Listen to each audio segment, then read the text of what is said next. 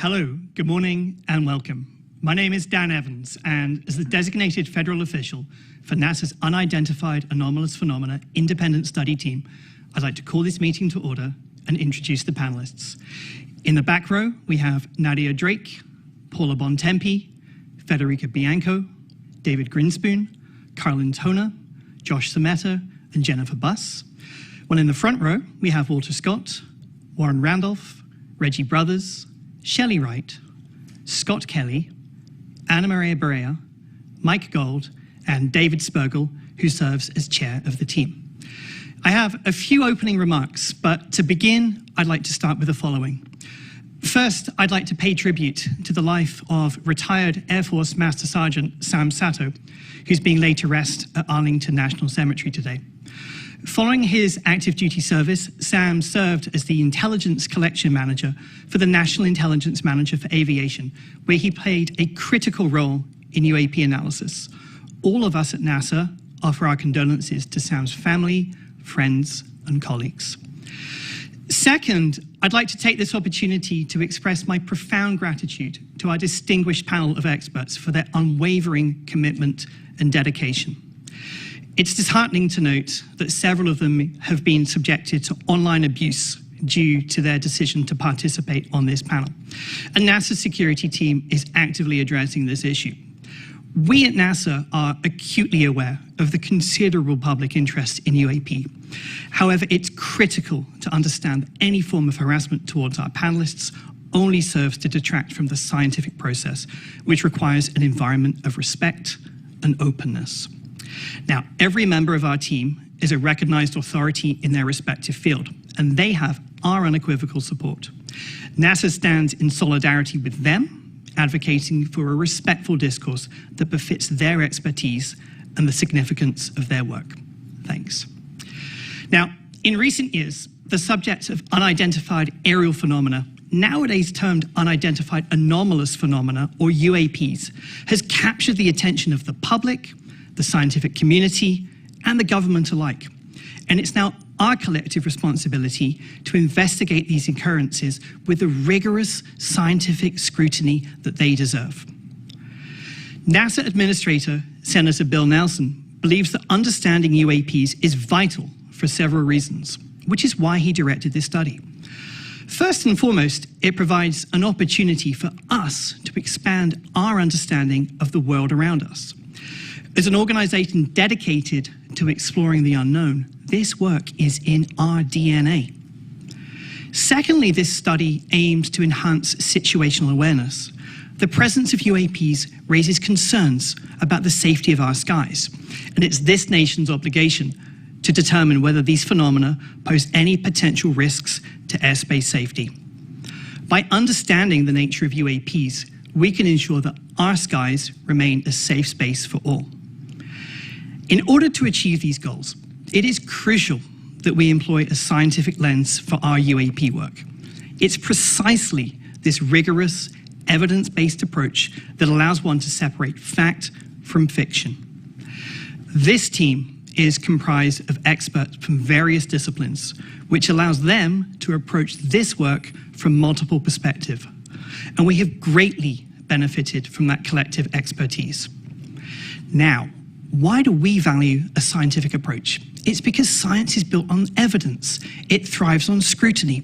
It demands reproducibility, and above all, objectivity. When we approach UAPs from a scientific perspective, we do not come in with an agenda. We come in needing a roadmap. Indeed, the primary objective of this incredible team of experts is not to go back and look at grainy footage of UAPs, but rather to give us a roadmap to guide us for future analysis. And this is the very scientific method that NASA holds true to its heart. Scientific research is intended to be publicly available and transparent, and NASA prides itself on making its data and images available to the public to learn and explore on their own. By holding public meetings like this one, we aim for open and honest dialogue with the public. We recognize that public interest in UAPs is high and that the demand for answers is strong. Conversations like this one are the first step to reducing the stigma surrounding UAP reporting. Moreover, transparency is essential for fostering trust between NASA, the public, and the scientific community. In order to do things right, we must work together, pooling our resources, our knowledge, and our expertise. And by maintaining open channels of communication, we can facilitate collaboration, encourage the exchange of ideas, and ensure that our work is as robust as possible. Not only that, but our commitment to openness is in itself a reflection of NASA's commitment to scientific integrity.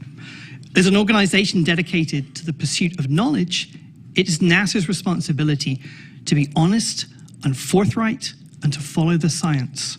And by being transparent in our work, we uphold our dedication to scientific excellence.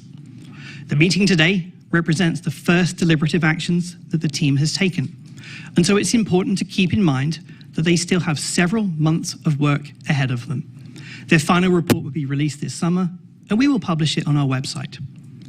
NASA believes that the study of unidentified anomalous phenomena represents an exciting step forward in our quest to uncover the mysteries of the world around us. By embracing a scientific lens, we ensure that our work is rigorous and reliable.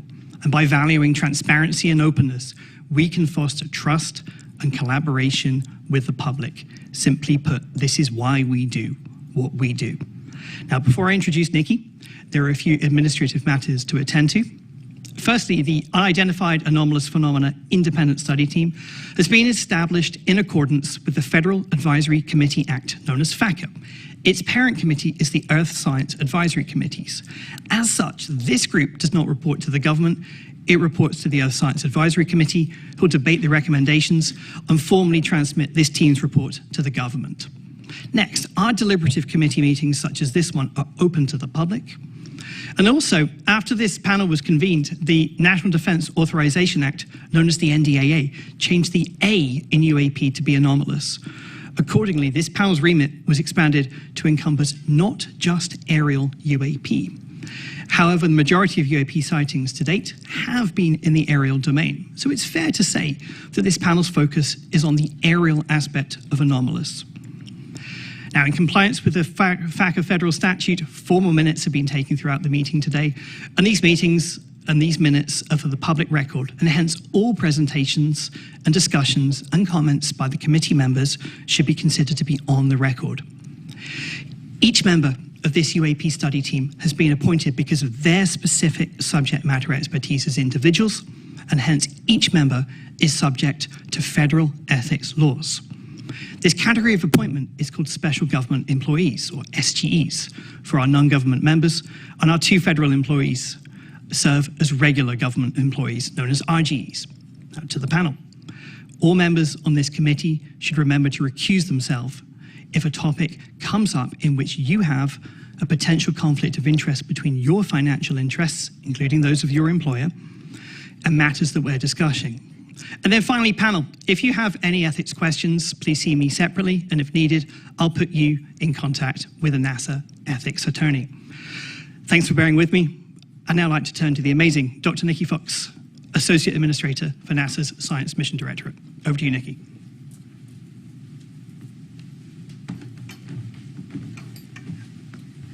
Thank you, Dan, and thank you to all the members of NASA's UAP Independent Study Team.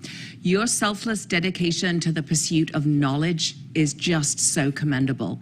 And I want to thank you, the audience, for tuning in today to watch our first deliberative meeting of NASA's Independent Study Team on evaluating and categorizing unidentified anomalous phenomena.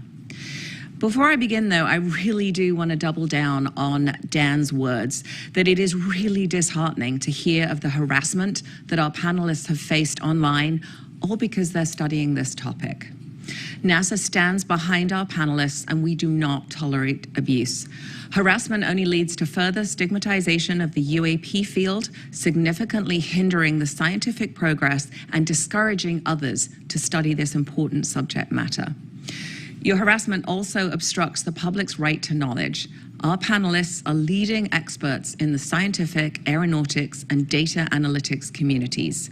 We are very lucky to have them on board to share their invaluable insights to inform NASA on what possible data could be collected in the future and how it can be collected to help us better understand the nature of UAP. The UAP Independent Study was commissioned to create a roadmap on how to use the tools of science to evaluate and categorize the nature of UAPs going forward. This roadmap, of course, will help the federal government obtain usable data to explain the nature of future UAPs. Transparency, openness, and scientific integrity are pinnacle to NASA's mission. They're at the forefront of this public meeting and have been throughout the team's 7 months on this study. As Dan noted, this is a working meeting, and so the public will have the incredible opportunity to witness the process of science in action. At NASA, we lead the world in exploration and are committed to rigorous scientific inquiry. The nature of science is to better understand the unknown, and to do that, our scientists need data. Right now, there is very limited number of high-quality observations and data curation of UAP. The existing data available from eyewitness reports are often muddled and cannot provide conclusive evidence that supports UAP recognition and analysis. Additionally, an object's background can complicate the data further and render it unusable due to conventional objects that can mimic or overshadow the phenomena completely, such as commercial aircraft, military equipment, the weather, and ionospheric phenomena like auroras. This lack of high-quality data makes it impossible to draw scientific conclusions on the nature of UAP. Now, this team has used unclassified data from civilian government entities, commercial data, and data from other sources to inform their recommendations.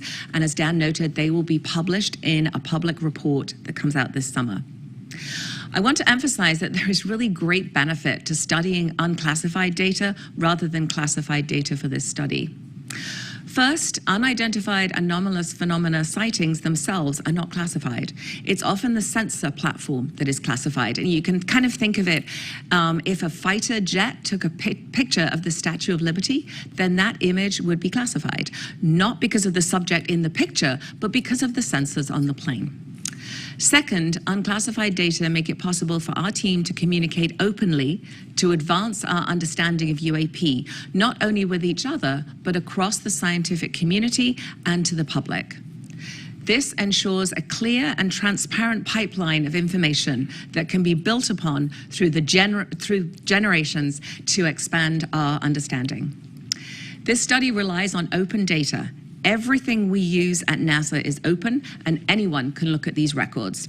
So I invite you to visit our open data portal at data.nasa.gov to comb through our tens of thousands of data sets that are free and fully accessible to the public. Additionally, please check out data.gov/open/data for a great overview of where you can find the archives for our science and mission data sites. I am very, very much looking forward to hearing the deliberations put forth today from our distinguished panel of experts. Thank you so much for being here. Thank you, Dr. Fox. Before you go, I just want to open up to questions. Let me start with a question on the NASA data. I think one of the important things that we'll be looking at with other data sets and events is the data is not very well calibrated. Can you say just a little bit about how NASA goes through calibrating some of its Earth science data? Oh, yes. I mean, we very, very rigorous Earth science. I mean, all of our data sets, not just Earth science, go through extremely rigorous calibration. We don't release anything until it's really perfect. I mean, we have quick look data that is marked as quick look data. So, you know, you can use it to get preliminary findings, but wait for the really nicely cleaned up data. So a lot of rigorous protocol in putting out our data to make sure it is perfect. Do we have any other questions from the panel? All right, thank you so much. Okay, over to you.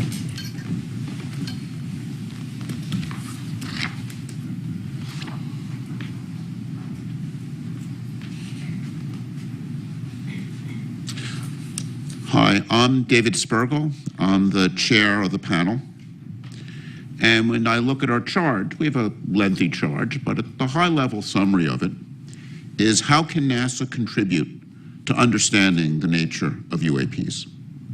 And our role here is not to resolve the nature of these events, but rather to give NASA guidance to provide a roadmap of how it can contribute in this area. After my opening remarks, we'll hear from Sean Kirkpatrick from the AARO, and it's the AARO that's charged with leading the whole of government UAP effort. And they've already issued some preliminary reports on some of the events. NASA's role is to use its unique capabilities and its role as a civilian agency interacting with the scientific community in an open and transparent manner. And you know, as Dr. Fox emphasized, the Defense and Intelligence Agency data on UAP are often classified primarily because of how the data is collected, not because what's in the data. If a camera on an F-35 took a picture of a bird, it's classified. If a spy satellite takes an image of a balloon, and we've had in the news some balloons recently, that data is classified. And that's because of a desire to not reveal our technical capabilities to other nations. NASA, on the other hand, operates in a mode where it's collecting data in the open. And the NASA data is available on websites and is well characterized. And because of NASA being the civilian agency studying air and space, it has a special role to play. And I see our charge primarily as helping identify for NASA ways it could play that role and contribute to understanding. We've gone through a preliminary data collection stage, and to summarize some of the things that we've learned, the current data collection efforts regarding UAPs are unsystematic and fragmented across various agencies, often using instruments uncalibrated for scientific data collection. And if I think about the data that people have out there, it's in many ways what we'd like to think of as citizen science, but again, it is uncalibrated data, poorly characterized, not well curated. And we face, looking through this data, a significant background, a background of many of these events are commercial aircraft, civilian and military drones, weather and research balloons, military equipment, ionospheric phenomenon. We need to characterize how, when the data is taken, when it sees events like this first. The current existing data and eyewitness reports alone are insufficient to provide conclusive evidence about the nature and origin of every UAP event. They're often uninformative due to lack of quality control and data curation. To understand UAP better, targeted data collection, thorough data curation, and robust analyses are needed. Such an approach will help to discern unexplained UAP sightings, but even then, there's no guarantee that all sightings will be explained. Another challenge in this area is what we call stigma. There's a real stigma among people reporting events. And despite NASA's extensive efforts to reduce this stigma, the origin of the UAPs remain unclear, and we feel many events remain unreported. Commercial pilots, for example, are very reluctant to report anomalies, and one of our goals in having NASA play a role is to remove stigma and get high quality data. In fact, if I were to summarize in one line what I feel we've learned, it's we need high quality data. And this is not as a research scientist whose work has been primarily focused in cosmology, I would say the lesson of my career has been you want to address important questions, you need high quality data with well calibrated instruments. So let me now introduce the agenda. We're going to hear from a number of experts who will be presenting up to lunch. We'll then break at 12 for lunch, from 12 to 12:30. At 12:30, we'll resume, and we'll have presentations by members of the panel on some preliminary ideas for discussion. And that will be a period of time for some open discussion by the panel. We will then have a Q&A session based on questions that have been sent in advance to the website, and we've curated those questions and grouped them together, and we'll be going through a lot of those questions, and then we'll summarize. And then over the subsequent couple months, we'll work on putting together the report, and as Dan said, we're aiming to make a public report available, we hope, by the end of July. So now let me turn this over to Sean Kilpatrick. Hang on. We'll do a couple Q&As. Oh, we'll have some Q&As from me? Yep. Okay. From the panel. Any questions on the panel? Thoughts? Yes. We'll get the mic. Thank you.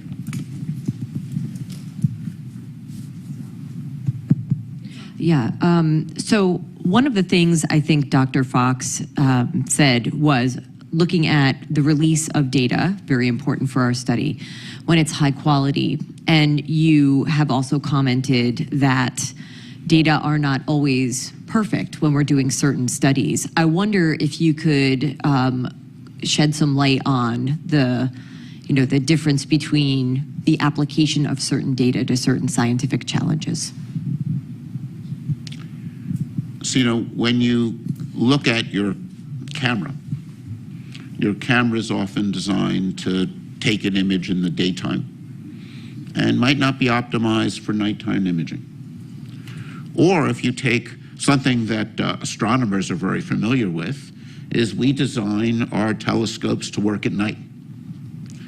And if the sun is not even if you would never take the Hubble telescope and point it at the sun. This would destroy its detectors. Not only that, if the telescope is pointing there and the sun is over there, even though you're not looking at the sun, reflections off of the optics will produce what we call ghosting. And that kind of ghosting produces some very strange images. And this, one of the many things we need to worry about when we see unusual things taken from a camera is, even if you're pointing the camera there, was the sun over there? Those kinds of anomalies degrade the quality of the data. And that's why it's very important to work with well-characterized instruments and to be, using them in ways in which you understand what's going on. So I think if you look at, data taken from the James Webb Telescope or from the Hubble or any of these things, and these are, telescopes looking out in space, you'll see some really, at first funny phenomenon. When a telescope points at a star that's bright, it saturates the detector and puts bleeding down the detector. And you'll see phenomenon like if there's a bright star off to the side of the, not even when you're looking at it, you get this effects where light bounces off of dust in your telescope and produces a sort of diffuse image that has some really strange properties. So, when you see something unusual, the first thing you have to do is understand how that data was taken. And I think this is one of the challenges one faces when you have data taken by uncalibrated instruments years ago. It's very hard to know what's taken. It's very hard to draw conclusions. I think that's one of the challenges with archival data. And I think having dedicated, well-calibrated instruments, I think, will be important here as in any other area to understand what's going on. So, David, anomalies are so often the engine of discovery. Maybe you could say a quick word about high-risk, high-reward research in your field of cosmology and how you see that impacting the UAP study as well. So, an area that comes to mind is fast radio bursts. And the Shaw Prize was just announced yesterday and awarded to the discovery of fast radio bursts. And these are these bursting signals that go off all over in space. And it's an interesting story because some of the bursts were real and are fascinating, and some of the bursts, there was a series of bursts observed by this observatory in Australia, and they had really strange structure, and people couldn't figure out what was going on. And then they started to notice a lot of them bunched together around lunchtime. And what had happened was the people at the observatory would heat up their lunch in the microwave. And something they would do is they would open the door of the microwave oven before the microwave stopped. This is bad for your microwave oven. It wears it out. But not only that, it produced a burst of radio signal that was picked up by these sensitive detectors. So this, I think, is an interesting lesson. Some events end up being something unusual and conventional, but some events with these FRBs turn out to be these powerful explosions which are taking place at cosmological distances. Their nature's still not fully understood. I think they're one of the really most fascinating objects we have, these bursts going out all over space. They're interesting probes because they're kind of lighting up space between here and there. And they're a subject of very active research.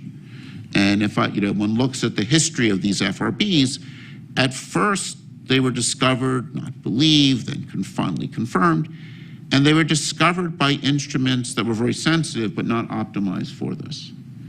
And now what we're doing is we're optimizing instruments and optimizing software to look for these events. And it's often these surprises that turn out to be most interesting. And there are phenomena like sprites, which you can think of as upward going lightning, which were seen by commercial pilots and somewhat not believed, right? Because they were very strange. And it was really only when we were able to take very high speed imaging data, data taken often from places like space station, that we're able to see that and learn about these fascinating ionospheric phenomena. So it's surprises are really interesting. I mean, I think this is one of the fascinating things about the UAP phenomenon. If it's something that's anomalous, that makes it interesting and worthy of study. Other questions? Great. So now let me turn over to Shen.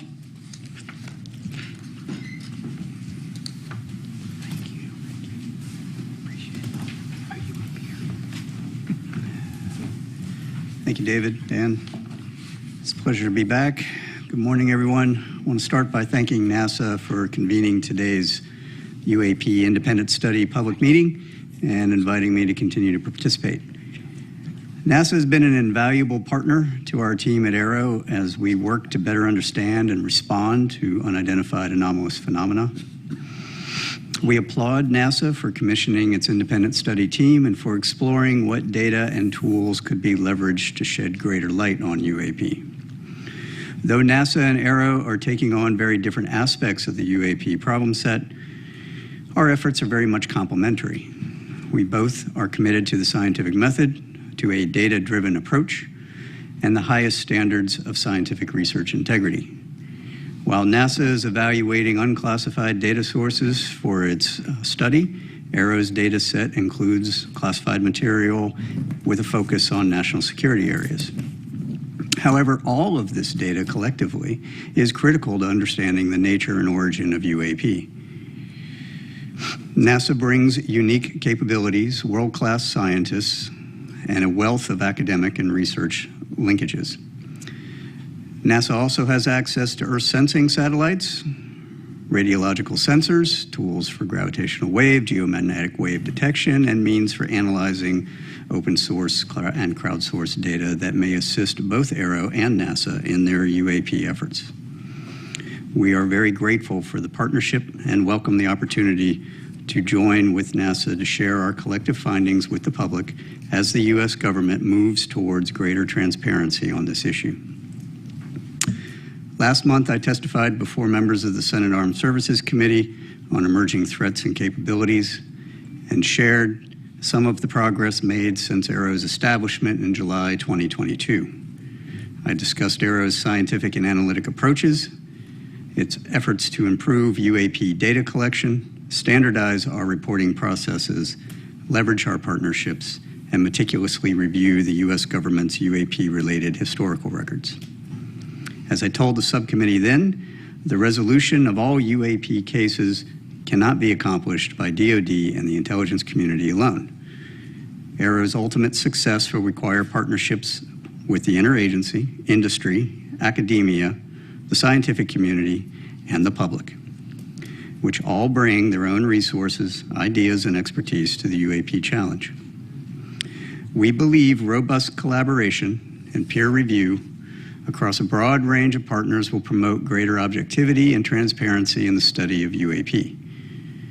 Of course, NASA's UAP independent study team was convened very much in that spirit. I also emphasized to Congress that only a very small percentage of UAP reports display signatures that could reasonably be described as anomalous. The majority of unidentified objects reported to AARO and in our holdings demonstrate mundane characteristics of readily explainable sources.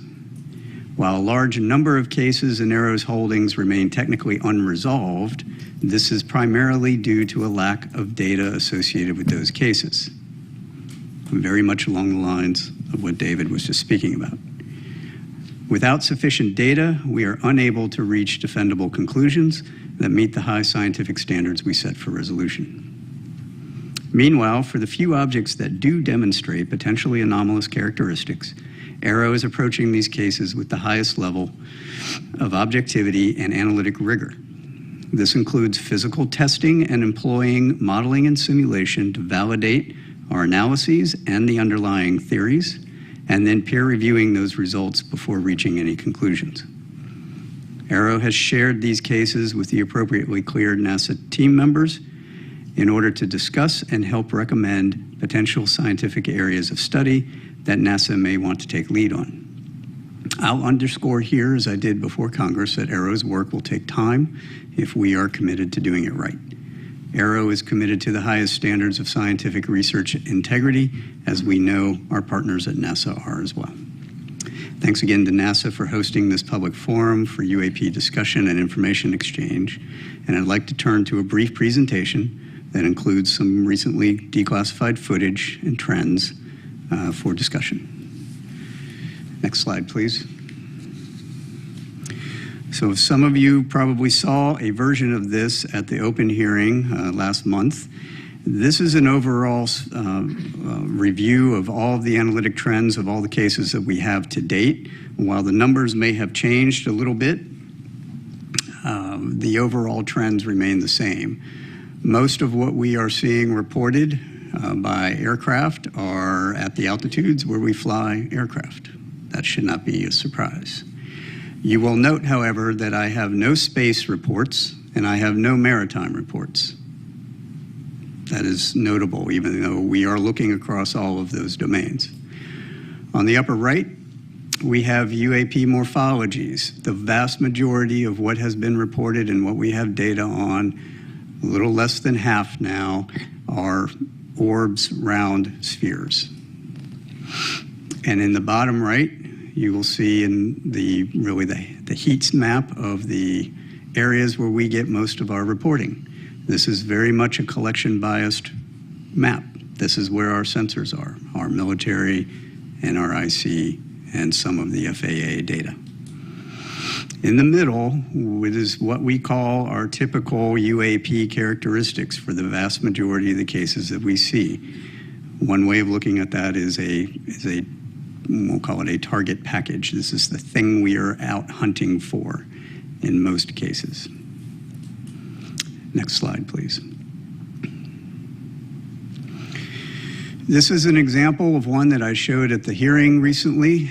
This is a spherical orb, metallic, in the Middle East, 2022, by an MQ-9. I will come back to the sensor question that David raised here in a moment.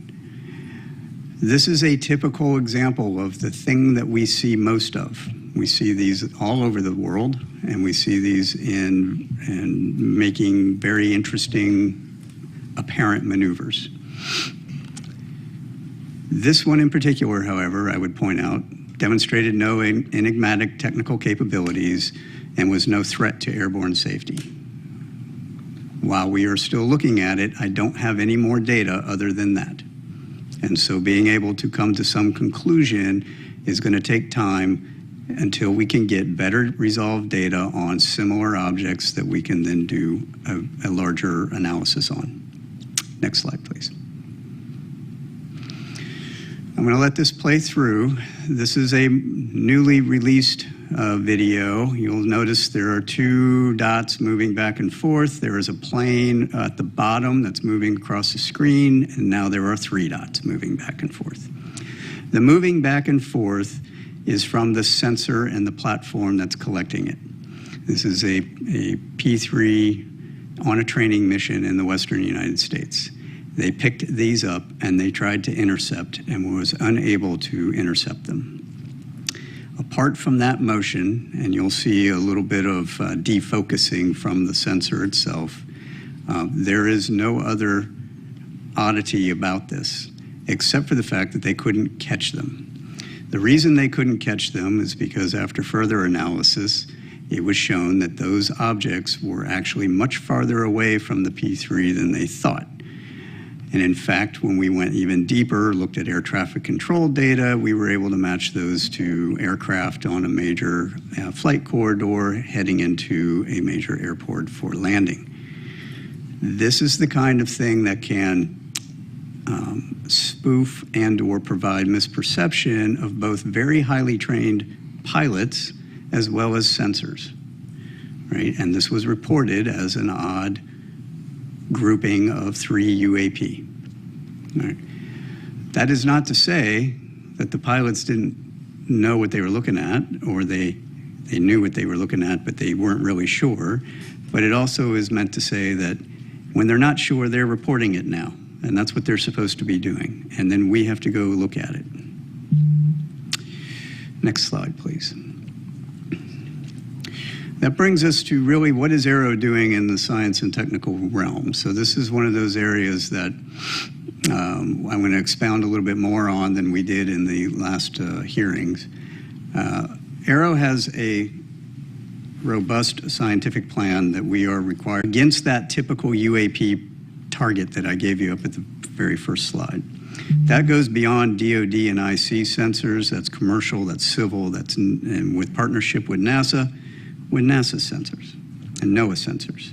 Understanding if any of these Earth sensing satellites, any of these airborne platforms, any of these ground radars, whether it's FAA or other, can actually see these things, given what we've got so far, is going to be an important first step to understanding which sensors are going to be relevant. From there, we are augmenting with dedicated sensors that we've purpose-built, designed to detect, track, and characterize those particular objects. We will be then putting those out in very select areas for surveillance purposes. Partnerships with academia, exploring the signatures to match to our data. So understanding if a thing is moving and if it is doing certain anomalous activities, what are the signatures we would expect to see? How do we pull on that? And then from there, how do I tune my collection architecture to go after it? Statistical analytic techniques. We're working with a couple of universities on how do I do broader-based statistical analysis on unclassified and classified data so that I can apply those analytics to our holdings. And then AI and ML analytic techniques for searching out through the data what are the objects, what are the targets that we're going after. We have partnerships with both DoD and DOE labs to explore our current state-of-the-art fundamental physics of UAP observations, both current and historical. In other words, if I have objects, those few that are doing some things that are anomalous, what is our current understanding of maneuverability, speed, signature management, propulsion? What are those underlying signatures that we would expect to see, and how do I then pull on that? Our interagency and allied partnerships for calibration of our capabilities. This is exactly what David was pointing at. A vast majority of what we have reported to us are DoD sensors. DoD sensors are not scientific sensors. They are not intelligence community sensors. Believe it or not, intelligence community sensors are very close to scientific sensors. They are calibrated, they are high precision, they are everything you'd ever want to know about a thing. DoD sensors have one purpose. They are to identify an object that is known and put a weapon on it. That is what they're for, right, predominantly. So understanding how do you calibrate those against these known objects? How do I fly an F-35 against a weather balloon at different speeds and different altitudes and different sun conditions and different lighting conditions and heating conditions? Those are all important measurements that need to be done, and we are in process of doing that right now. That table on the right is a very simplified version of our entire test matrix, which you would not be able to fit on 3 of these slides, against all of our sensors across all of those phenomenologies. That will be useful in order to then train our operators, pilots, and sensors against the known objects. And then finally, our pattern of life analysis. This is essentially baselining what is normal. I have all these hotspot areas, but we only have hotspot areas because that's when the reports come in from the operators that are operating at that time. They don't operate all the time. So to have a 24/7 collection monitoring campaign in some of these areas for 3 months at a time is going to be necessary in order to measure out what is normal. Then I'll know what is not normal, right? When we have additional things that come through those spaces. And that includes space and maritime. Next slide, please. Which brings me to some of my recommendations for the panel and their consideration and deliberation. Some of these we're going to be exploring with our new NASA embed, whom I'm happy to be welcoming on pretty soon, who's going to help us in our scientific plan. Crowdsourcing unclassified open source data. This is where some of the public can be helpful. Imagery from an iPhone is generally not helpful unless you are right up on whatever it is you're looking at. However, some of the ancillary data that your iPhone provides, from location to speed to other phenomenologies, and more than one of those can be very helpful. Right? Large-scale, ground-based scientific instrumentation. Evaluating how can I use some of these other instruments for detection. The FRB example was perfect, right? You have a bunch of large-scale instruments that were not designed for that, yet they picked them up because there was a microwave. Well, we have a surrogate target package of what we think these things are, at least from what we've got reported to us that was in the front slide. Understanding how can I evaluate that against all of these other instruments, and do any of them have a chance of picking anything up that would be helpful in tipping and cueing us to get other sensors on target. I think leading that evaluation of the scientific ground-based sensors would be useful. Also, the same thing for the Earth Sciences satellites, as we mentioned before. Intentional vice coincidental collection. So looking at how can I provide a tip and cue to both the ground and space-based scientific and academic sensor community to put additional sensors on a object when it is reported. I'm currently doing that with AARO, the Joint Staff, the commands for when they get tip and cue, right?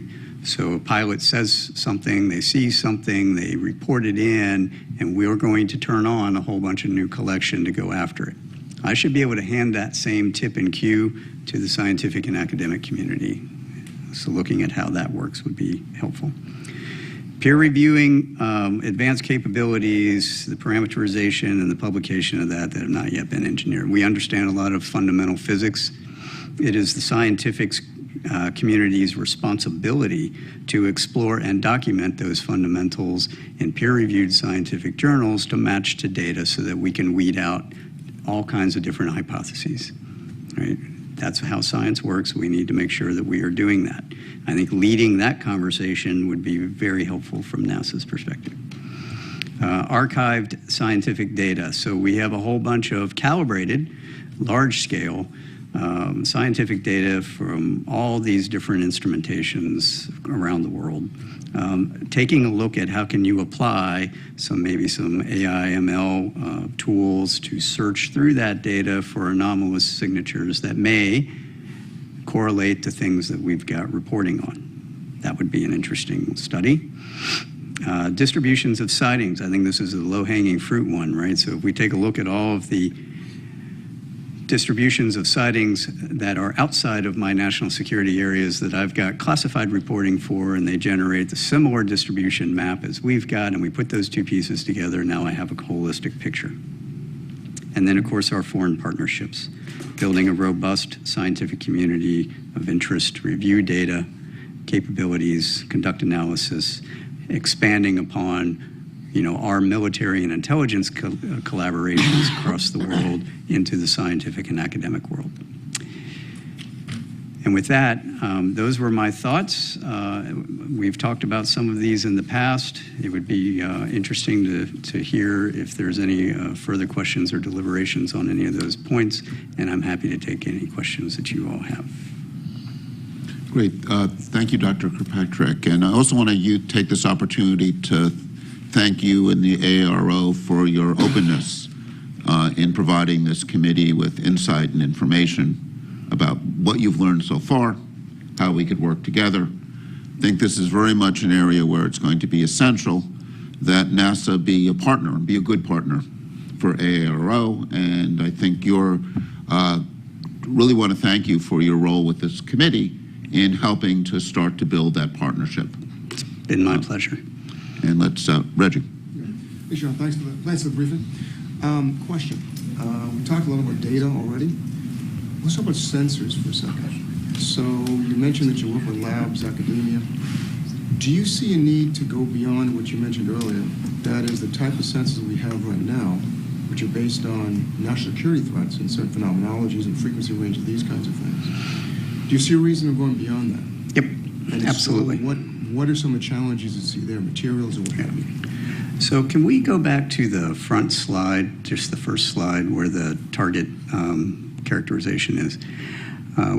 So we've purpose-built a couple of sensors to do search across that. Nope, down one. There you go. That's great.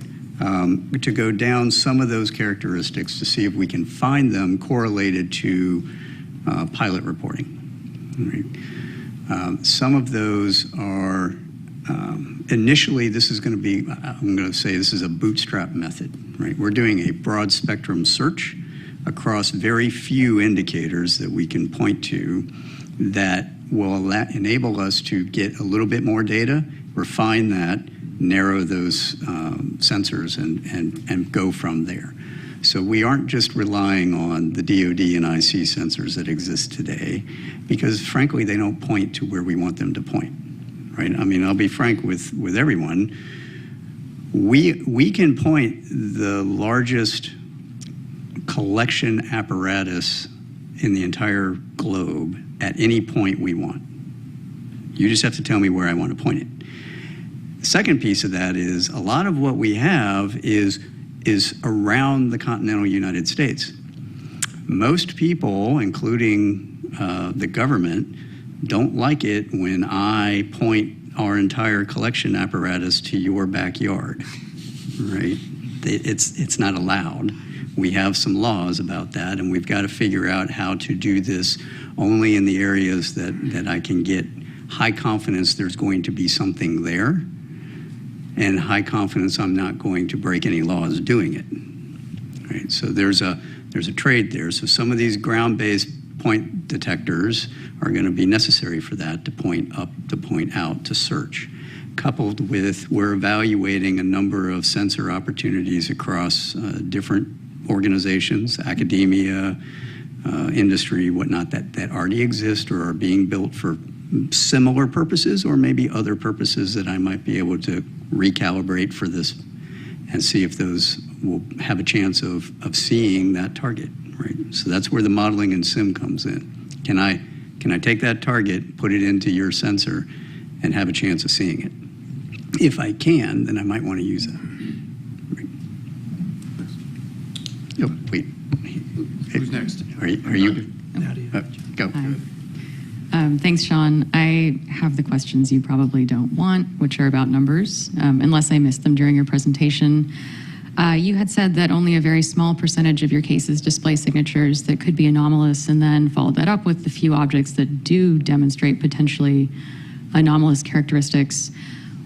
What numbers are we talking about? How big is your database? How many years was it collected over, and were those observations made? And then by few, what do you mean? Right. No, that's a great question. So this chart, as I mentioned, we've updated with our current data holdings. At the time of my open hearing, we were at 650 cases-ish, We are now over 800. We are putting together our annual report, which will be due August 1 to the Hill. And in it, and there will be an unclassified version, as there always has been, we will have those updated numbers at that time. We roughly get, I mean, you can do the math, you know, it depends anywhere from 50 to 100-ish new reports a month. Now, the reason we had such a big jump recently is because I got FAA's data integrated in finally, and so we ended up with like 100 and some odd new cases. So there's reason why it's going to fluctuate. The numbers that I would say, so we're gonna try to do a little more fidelity on some of the analytics when we report out. But the numbers I would say that we see are possibly really anomalous are less than single-digit percentages of that total database. So maybe 2 to 5-ish%. Wait. Who's next? Is this on? Hi. All right. I'll stand up because I'm I'm gonna on get the to other you. end of the room. Thanks, Sean, for your presentation and for some of the video footage that we saw. While we're all good scientists on this panel, I think that I look at it with an untrained eye of looking at that video. And so I see 3 spots moving and everything else in the background looks like it's stable. Can you talk a little bit more about either the sensor platform or what we're seeing that's stable in the background? Because they've been identified as airplanes, and there's clear description of from other data sources that came in to help clarify that. But when I look at this, what are all of the white spots in the background that we're seeing that are stable? So those are that's a star background. Pretty sure that's a star background. Now, so you're looking at those planes were roughly 30 to 40-ish miles away, if I remember correctly. And when you see that smaller plane that comes in at the bottom, that one was much, much closer. It was like maybe 6 to 10 miles away, right? And so the jitter in the sensor is what you're looking at. Right, okay, so the 3 spots, because they look like they're moving at about the same, Right, they are. right? And if they were flying together, but they're not, is what I'm hearing. This is the sensor moving. They're in a flight line. Right, So they're equally spaced in a flight line, and the sensor is jittering. thank you, Yes, appreciate that. yes. Wait. Next. Walter's been waiting. Patiently waiting. Okay, if you go to your first slide, if you don't mind, not the title slide, but the one trend that had slide, the trends. please. Yeah, it's the previous slide. There you go. Thank you.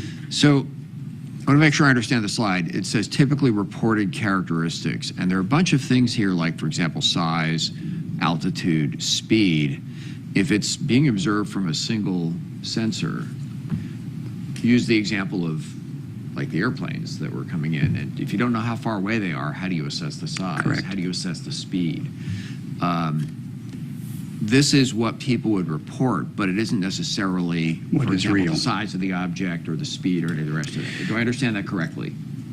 Partially. Okay. So this is not all single sensor observations. Some of these are very much multi-sensor observations. Okay.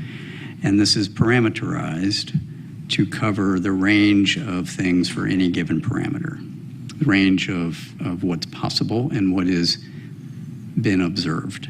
Okay, and then on the next slide, the one where you've got the, whatever Orb. it is, the meatball moving across the screen. Right, that one. So was there any look at sensor artifact, data processing artifact? I mean, the first thing that, whenever I see anything that's anomalous, I look at how was the data collected. Yeah. So yes, these are so this is an EO sensor on an MQ-9, And we understand that very, very well. So that is a real object, absolutely. Anna Marie. You mentioned that in partnership with academia, you also use AI ML techniques for existing data sets, possibly some of them open source. Can you explain a little bit more what kind of AI ML techniques you're using? Are these about anomaly detection? Are you using anything related to natural language processing? Are you using anything related to computer vision? Right. So we're looking at a number of different capabilities that span, I think, a lot of what you've just said. So we've got, we haven't applied it yet. We are researching how we're going to apply it. So natural language processing for the reports from pilots, absolutely. All right. Target recognition, so I can train a model to look for that thing and go back through all of our holdings and go, give me how many of these you have, right? And then try to figure out what those are. Right? So I have not put anything out there yet, or have not looked at anything yet for active targeting in real time, because I don't know exactly what I would train it to go look for. I just know what we have. So I want to get more confidence on what we have before I go and do that, except for balloons, right? We're trying to get rid of balloons as quickly as possible.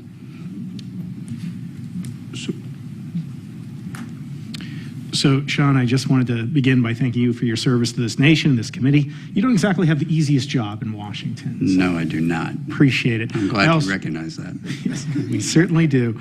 I also want to commend you noting the international partnerships. Spain just signed the Artemis Accords yesterday, increasing the membership to 25. I think that's a global partnership that you could leverage. Only 170 more countries to go, NASA, before we have everyone signed up.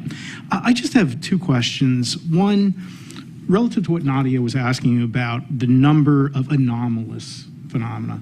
What makes it anomalous in your view? What is the phenomenology where you're pulling those cases out and saying this is truly unexplained?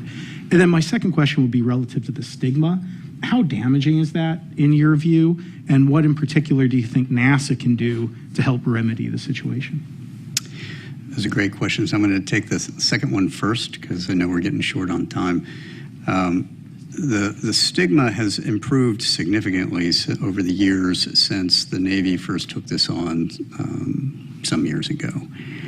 It is not gone, and in fact, I would argue the stigma exists inside the leadership of all of our buildings, right, wherever that is. My team and I have also been subject to lots of harassment, especially coming out of my last hearing, because people don't understand the scientific method and why we have to do the things we have to do, right? And because we can't just come out and say, you know, the greatest thing that could happen to me is I could come out and say, hey, I know where all these things are. Here you go, right? But I don't, right? And it's going to take us time to research all that. People want answers now, and so they're actually feeding the stigma by exhibiting that kind of behavior to all of us, right? That is a bad thing. Where can NASA help? I made that recommendation on NASA should lead the scientific discourse. We need to elevate this conversation. Right? We need to have this conversation in an open environment like this where we aren't going to get harassed. Because this is a hard problem. It is a hard target problem. We need to understand what is the things that are in all of our domains, space or air or undersea, and how do we make sense of that? Right. Your first question on what makes it anomalous to me, we actually developed some definitions on all of these things. We gave it both to the White House and to Congress. I think we've got some of that into law now, but essentially anomalous is anything that is not readily understandable by the operator or the sensor. Right? So it is doing something weird, whether that's maneuvering against the wind at Mach 2 with no apparent propulsion, or it's going into the water, which we have shown is not the case. That is actually a sensor anomaly that we've now figured out, and we're going to be publishing all of that. Those kinds of things make anomalous signature, we'll call it signature management, but it's things that are not readily understandable in the context of, hey, I've got a thing that's out in the light. It should reflect a certain amount of light. If it doesn't reflect that amount of light, something weird. I think we have time for one last question. Shen, you recommended foreign partnership with NASA. I'm curious, especially given your map, have you, as AARO, partnered with international agencies, and is there ways for reporting to your? So that's a great question. I want to expound on that just a little bit. So I have just held our first Five Eyes forum on this subject last week, I think it was, or earlier this week. I don't know. Dan was there, and we have, we've entered into discussions with our partners on data sharing. How do they do reporting? What kind of analysis can they help us with? What kind of calibration can they help us with? What can we help them with? And we're establishing all of that right now. And they're going to end up, sending their information and data to us to feed into the process that we've laid out for how we're going to do all of this. Beyond that, I have not had either the time or the bandwidth to do, and that's why I would look to NASA to expand the scientific and academic relationships that they have across all of our allies and partners on how can we bring them into the fold. That's where I think there's a lot of benefit to NASA taking lead on that. Great. Thank you. But one just clarifications for people who don't know, what are the Five Eyes? Oh, I'm sorry. For those of you that aren't familiar with the Five Eyes, those are that's the UK, Canada, Australia, New Zealand, and the United States. So those are the 5 partners. Terrific. So thank you very much. Thank you.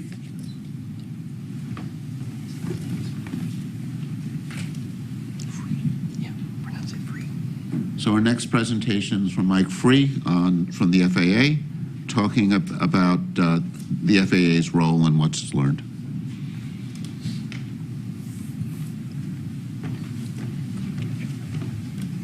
Would like to thank the panel for the opportunity to come and give an overview of the FAA and some data points around the FAA's mission, the data the FAA provides, to provide the framing of what are the surveillance systems that we can bring to bear, or there's data around those sensors, as well as to frame the limitations of those. Shen talked about some of the data points that are used and being integrated.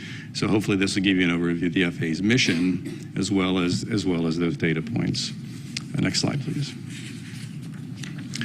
So the FAA's mission is quite large and complex. By a factor of 2, we operate more commercial aircraft than any other country. I think we're second only to Australia in total airspace, but largely because Australia has a very large oceanic volume that they're responsible for managing. So it is a very complex, very large national airspace system. We have over 14,000 controllers, 520 air traffic control towers, which are located at the highest density of airports, and I'll refer to those as towers in subsequent slides.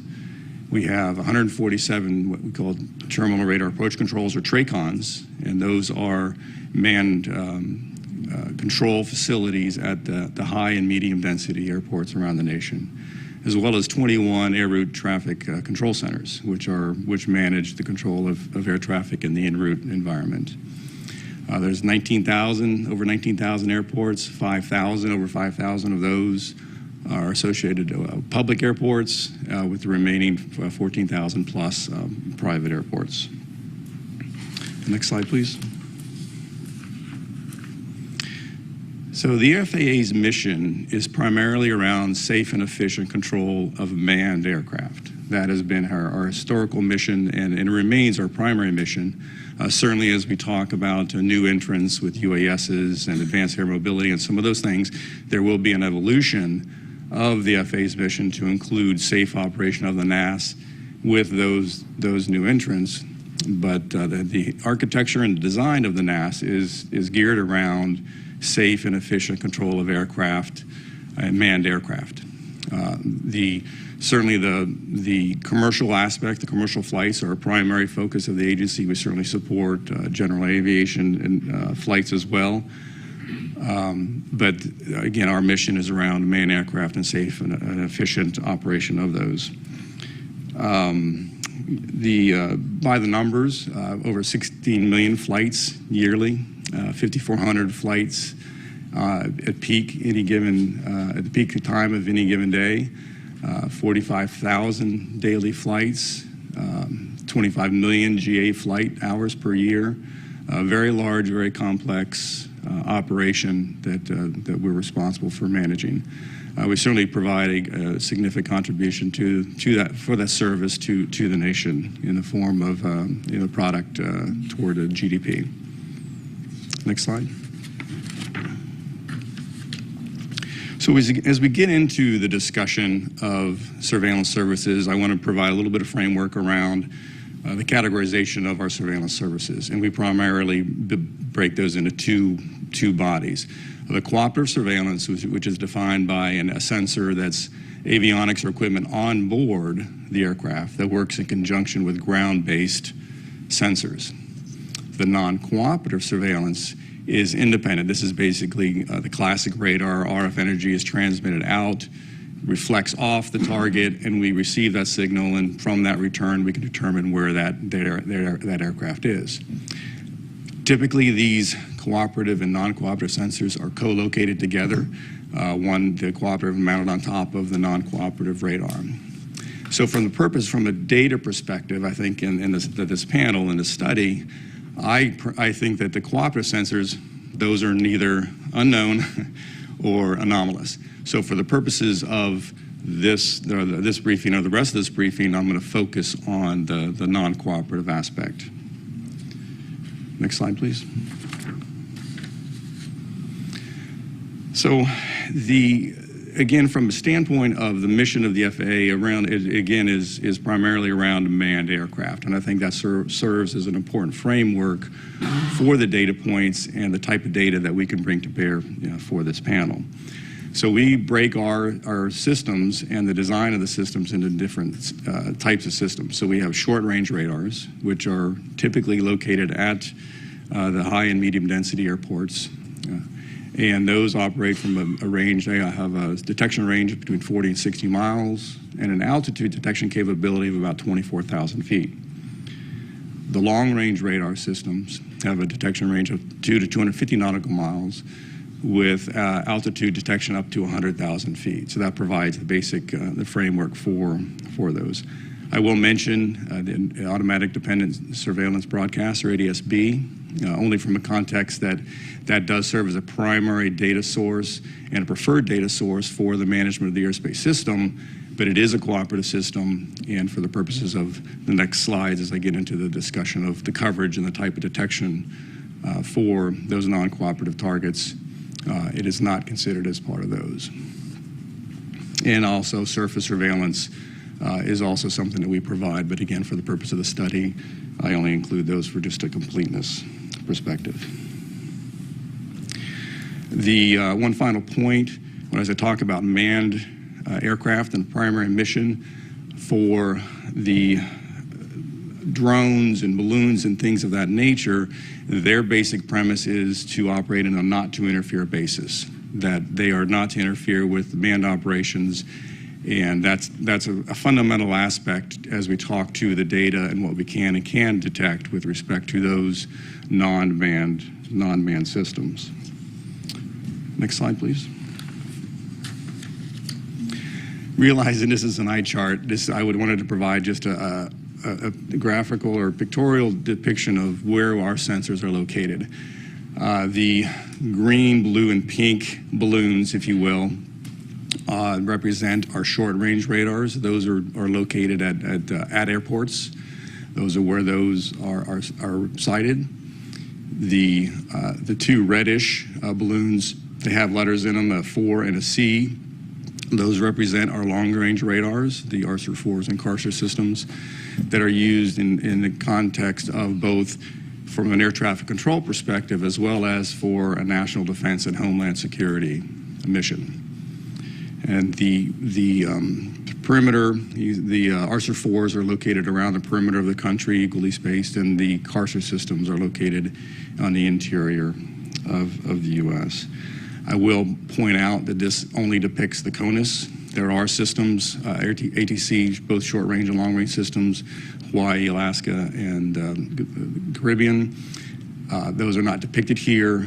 I didn't think they were necessary for the purpose of understanding the surveillance. And I will also point out that both for this slide and the subsequent coverage slide, I do not talk to any classified DoD or DHA systems that are in operation.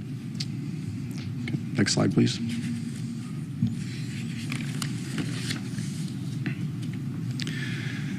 So what can the FAA detect and surveil, what can we not? This slide gives you a by altitude slice of what it is that we can detect. So if you look at the square that's labeled 1,000-foot AGL, that depicts by sensor for an aircraft that is 1,000 feet in altitude, what is the range at which we can detect that aircraft? And so on, as you get higher in altitude, or higher in altitude, you can detect it at further range. And that's basically a phenomenon of the curvature of the Earth and the line of sight aspect of these radar systems. So pretty good coverage across the U.S. at 10,000 feet and above. This is a mathematical model based of a pure line of sight as well as some geographical screening. As you can see in the western part of the U.S., there is screening due to the mountains and those sensors. Need to take a little bit of time and talk about the nature of the targets. These line of sight models represent an input of a target that is 1 square meter. So think of a sphere of 1 meter in diameter. That's the assumption that goes into these models. So if you think about that in the context of other forms or aircraft, a 4th generation F-15 or F-18 is in the proximity of about 1 square meter, perhaps a little bit larger. A large airliner is perhaps 100 square meters. A small UAS is perhaps a 0.01 square meter. So the range of these detections or the size and the ability to detect these targets from an F-15, large airliner, 100 times larger in size, a drone 100 times smaller in size. So the detection and the surveillance capability really largely depends in part to the target that we're talking about and the ability to surveil that target. All right, next slide. So I do include this ADS-B coverage slide just to give a context of, from a cooperative perspective, there is very good coverage across the U.S. to 1,500 feet above ground level. So this provides a context of when we look at the data and start getting into discussion of what it is we can detect, this will certainly be, for those cooperative aircraft that have ADS-B, we could certainly detect those to a pretty low altitude across the U.S. All right, a couple of data points. I think I know Sean certainly talked about some of the data points, and I can provide a little bit of insight from an FAA perspective. Drones are a pretty significant challenge. There's 880,000 registered drones in the U.S. Small drones, I should say, Part 107 drones. Many tens of thousands of those are operated on a daily basis by commercial operators. It's not clear how many private drone operators are taking their drone up for a quick flight. But as I said earlier, those are regulated by, they're regulated to operate below 400 feet in altitude. So again, it's the drone aspect is for those small drones in particular, and as well as all classes of drones. There are regulatory restrictions to where they can and cannot fly, basically avoiding and not interfering with manned aircraft operations. Second data point, we talked about balloons. The Weather Service, we know on 92 weather stations that release balloons twice a day. At 6 a.m. and 0000 Zulu and 1200 Zulu. Typically 2-hour duration. They fly up to 100,000 feet where the envelope bursts and then the payload descends back to Earth. So certainly, at least 184 balloon flights daily in the NAS. Not to consider universities and hobbyist balloons that may be launched, but those are typically small in size. And finally, Sean did talk about UAPs and FAA data. A couple of data points that we do report. There is a process by which air traffic controllers can report UAP sightings or events. Historically, those have been in the range of about 3 to 5 reports per month that have been reported. We did see an uptick of reports in August of 22 that went up to about 8 to 10, perhaps due to Starlink launches. And finally, with the Chinese weather or the Chinese balloon incident in February, we did see a significant uptick, and there's like 68 UAP reports that started in February, and we've seen a large number, subsequent to that. I think that's all I had. Any questions? Do you want to take the question? It's easy. Actually, you can choose the questioners. It's easier from your angle than from mine. All right, Walter. Yeah, so two questions about the radar data coverage. First one is, do you retain any of the data, or is it just cycled over as? There is a long-term retention of data. I can't recall exactly how long we retain that. There's certainly a requirement from a retention from a legal perspective. Yeah, exactly. But I do know there is some periodicity measured in a term of months. Is it retained in terms of like the raw radar, or is some processed form of data that's retained? I believe it's a processed form of data that is what was displayed on the, whether it's an Indian route ERAM system or the STAR system. And then the other question is for the radars, are they operated in any sort of a tasked mode, or are they constant search mode? The current systems in our inventory, they're fixed face, and they just rotate at either 12 RPM or 5 RPM, depending on whether it's an en route or a terminal surveillance requirement. All right, next question. Yes. Forgive me if you mentioned this earlier, but you said I think you said 3 to 5 reports per month. Per month. Out of how many?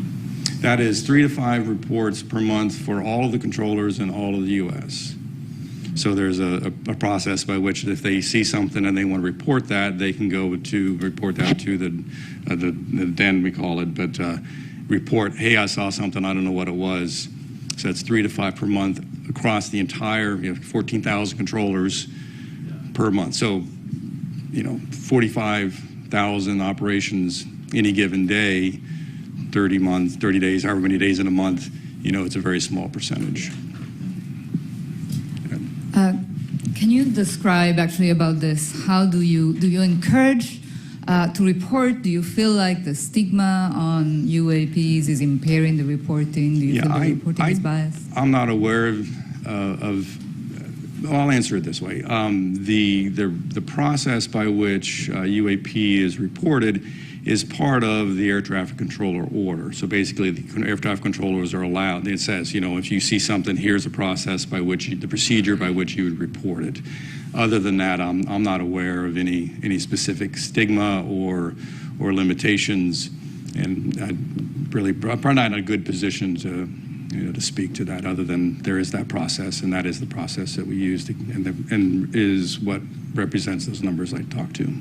And if I may have, I had a question prior to this one. How do you decide the sites where you deploy? We saw the map, and it has some very good coverage on the coastal areas. There were some areas of lack of coverage. Yeah, so if you go back one slide from what's presented here, what you'll see is in the eastern half of the U.S., there's a lot better coverage. But that's because there's a lot more population in the east and therefore a lot more airports. And these systems are historically sited at the airports in support of those airport operations.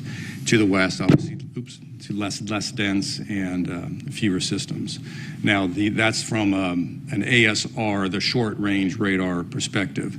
The long-range radars are pretty much equally spaced in order to provide the maximum coverage from a homeland defense and security perspective, as well as with a higher altitude flights, the en route cruise phase of air traffic control.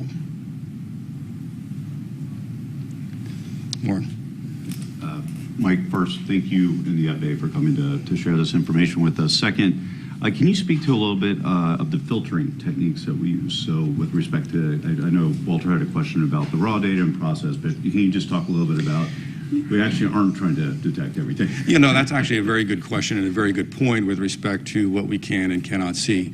So there are, the closer to the ground you point a radar, certainly you can get lower elevations, but you also start to see the effects of trees and other ground-based clutter, as we call it, that starts to interfere. So we have great ability to detect a lot of things, but from an FAA mission perspective, our desire is to find that sweet spot of seeing everything to as low an altitude as we can to maximize our mission around safe operations of manned aircraft. Now, to pull that thread just a little bit further, there's also limitations with respect to biologicals or insects and dust and things of this flavor that most aircraft fly above a certain speed. So we typically will have filtering settings on our systems to get rid of the stuff that really is leaves or insects or things of that nature so that we provide as clean a display for the controllers. So there are specific settings that we can adjust, and it's been learned over many years to perfect those, what we call optimization of those kinds of filters to get rid of what is not a manned aircraft, not an aircraft, and provide as clean a display for the controllers as we can. Yes? Please. Thanks. Thank you. Thanks for the presentation. Would it be kind of following up on what you said, Warren? Would it be possible to collect the raw data and to save that? Because if it would be possible to do some calibration after the fact that Shen was mentioning, for example, you might be to capture other phenomenology. Is that possible? Well, when you say raw data, I think we'd have to talk a little bit about what is meant. From a technical perspective, pure, what we would call INQ data is huge, gigabyte, very, very, very large volumes of data. That would probably be cost prohibitive, and we certainly don't do that today. There are, again, we do record data, but it is effectively the data that has been through some form of these processings and these filterings. We do that today, but it certainly, with enough time and money, we could certainly collect that data, and I think it would be we'd have to look at the challenge of how we would go about modifying the systems or introducing new ways to collect that raw data as you described. Certainly it's feasible, it's possible, but it's not without technical challenge. One question on the Yes. 184 balloon flights daily. Are those characterized, or you just know they do that and then they end up where they are? So under the balloon, I'll call it Part 101, the regulations for balloons, there's very specific requirements. So for National Weather Service, before they release those, they'll contact the local air traffic facility. They're going to say, here's what time I'm going to release it. And when they release it, they have tracking, and they provide that tracking to the air traffic control facility throughout the flight of that particular balloon. There are commercial balloons that are also launched, but those for the most part, as I understand it, they actually transmit their GPS position in support of where they're flying, so as to ensure they're not interfering with air traffic and to ensure the air traffic controllers are aware of where those balloons are operating. Yes, ma'am. So we've talked about reporting the 3 to 5 per month from air traffic control, but what about from the non-cooperative surveillance? Has there been anomalies from the sensors themselves? And if so, what is the process for that? I'd say the FAA mission is not around anomalies with the non-cooperative sensors themselves. So as we build an air traffic control picture, we have both the non-cooperative systems, which detects the target. We have a cooperative system that also detects a target, and we will tend to merge those targets together. And so on a controller's display, they'll know, is this a non-cooperative only or a merged or combined target, so that they know, basically an increased level of confidence that on what it is they're seeing is in fact a real aircraft. So we don't make any real distinction between a non-cooperative and a cooperative, other than how they get combined and put on a controller's display. So I don't know if that answered your... An unregistered flight? So like a GA flight that is flying visual flight rules, those will just be picked up by the, if they're not equipped with a cooperative avionics, those would just be picked up by the non-cooperative system that if they happen to surveil where that aircraft is flying. And so that certainly will be put on the controller's display, and they will be able to provide awareness. In fact, there's a flight following procedure by which GA pilots can ask for, hey, I'm not squawking, or I don't have a cooperative system, but please help me, and just via the radio, I'm going to go from here to here and providing awareness, situational awareness, if the controller has the bandwidth to provide that data. One last question. Yes. So I'm not a scientist, I'm a recovering attorney, and I love process. And a few questions there. If I'm a pilot, where do I find that process for reporting UAPs? Where is that articulated or captured? Second, when you mentioned that you're reporting these incidents, who are you reporting it to? And are those incidents, pulling on the thread that Reggie started, are they being archived anywhere? I believe they are archived. They're reported to the domestic network, event network. It's an FAA organization or function.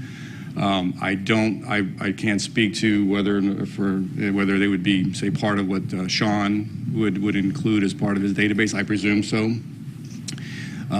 So I think that was the answer to the second question. What was the first question again? I'm sorry. Where does the reporting process live? If I'm a pilot, I see a UAP, where do I go to find out? I don't know the answer to that question. Like I said, I'm familiar with the reporting process from a controller perspective and the order that's used to define how controllers do their job. I don't know the answer to the question from a pilot perspective. Gotcha. Great. So thank you, Mike, for your presentation and for all the help the FAA has given us as we've been learning more about the very impressive system that the FAA maintains. Thank you. I know. Thank you for having me. For me, one of the many takeaways from this is feeling, just a little bit safer every time I fly, and thankful for you and your colleagues for what they do to make that possible. Thank you. And we're now going to take a quick lunch break. We'll be back at 12:30, and see you all soon.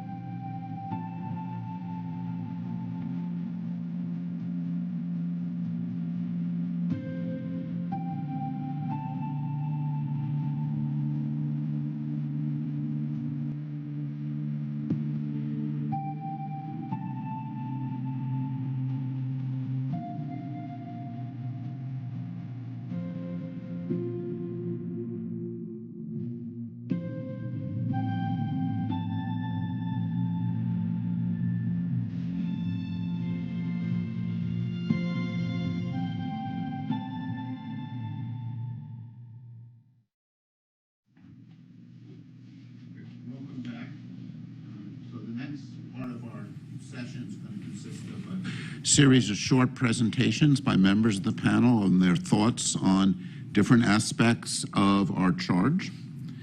And the format is we're going to have them come up to the podium and speak. And I'm going to ask each of the speakers then to take questions. It's actually the angle with this setup is you can see the people better from the podium than I can, where it's hard to see people behind you. I'm going to try to manage the time. So as those questions come to an end, I'll cut you off and bring up the next speaker. And we'll move through the 6 topics, and then we'll have some time at the end for some general discussion. The first speaker will be Dr. Nadia Drake, talking about framing the issue of UAP.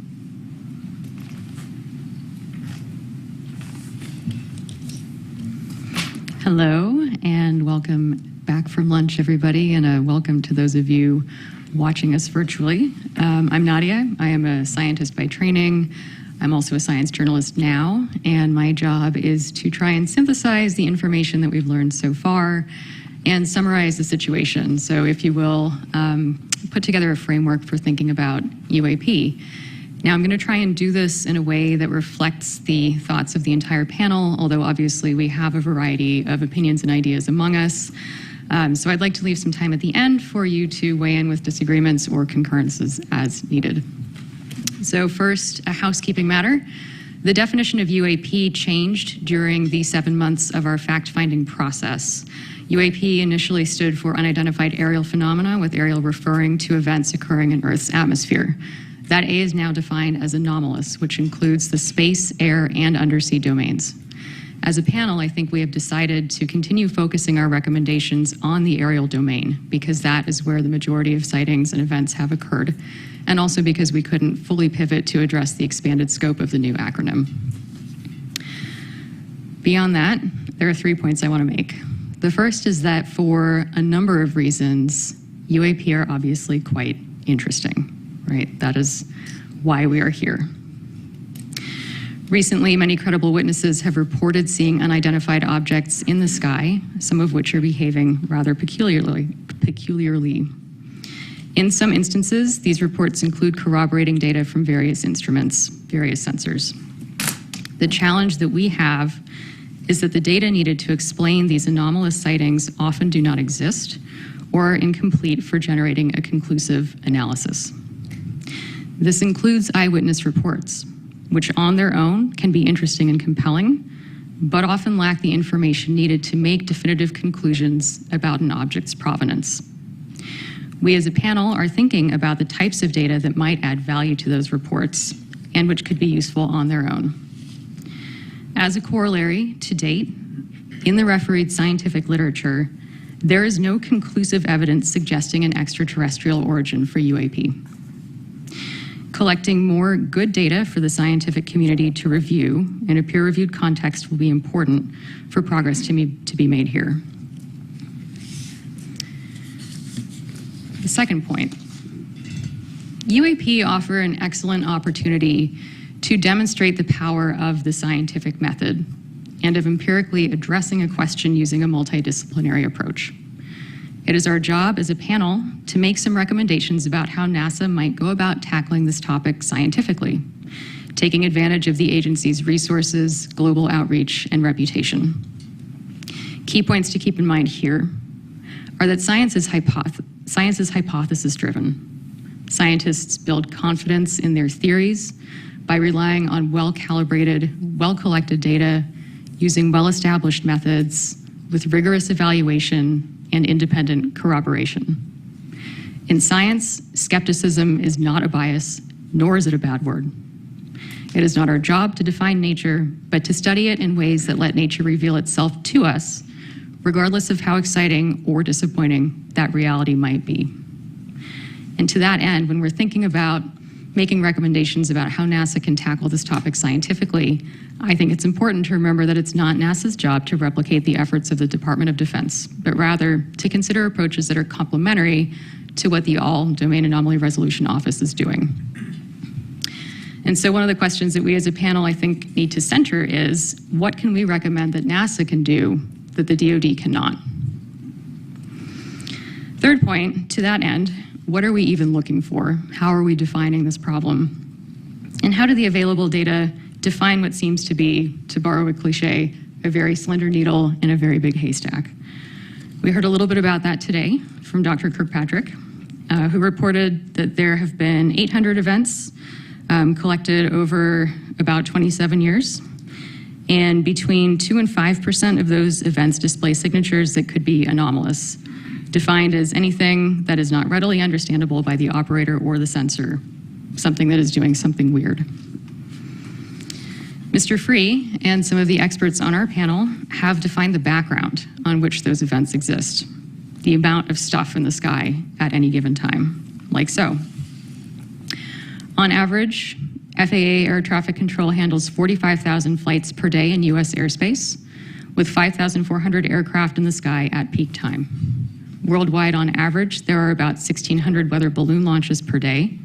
In the U.S., there are at least 184 of those balloons launched, and that doesn't include private companies or research flights. There are about 1.69 million recreational or model small uncrewed aircraft systems, and an additional 880,000 drones are registered for commercial use.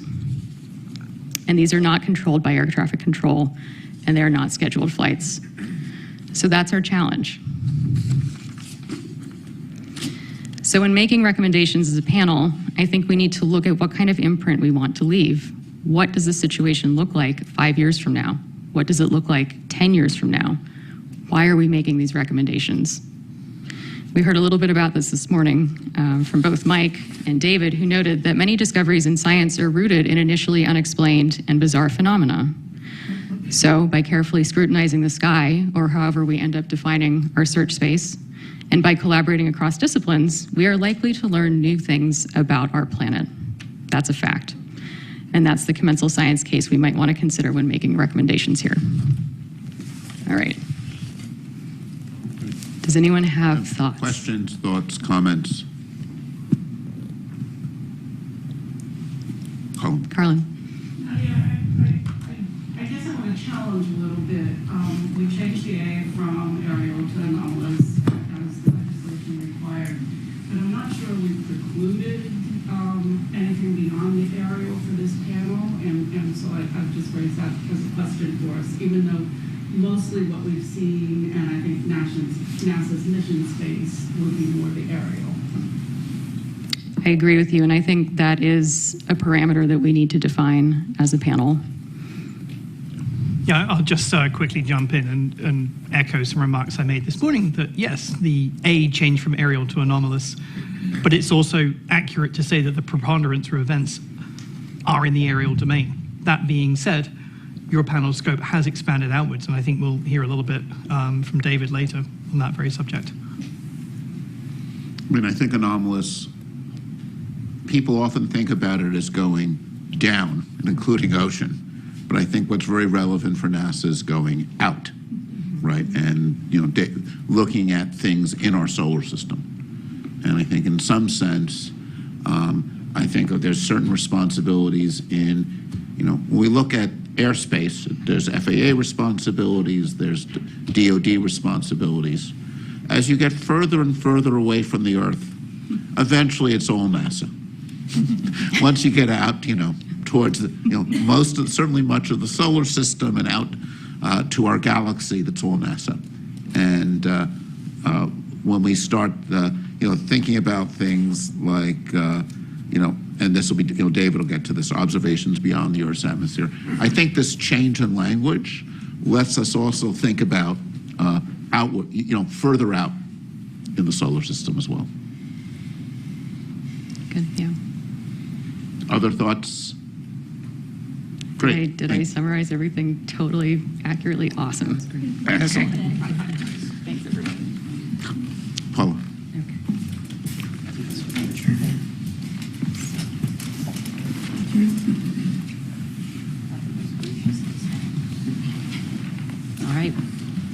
All right, thank you. So I thought that was the perfect intro and segue by Dr. Drake for addressing why NASA. What is or what are NASA's roles in UAP studies?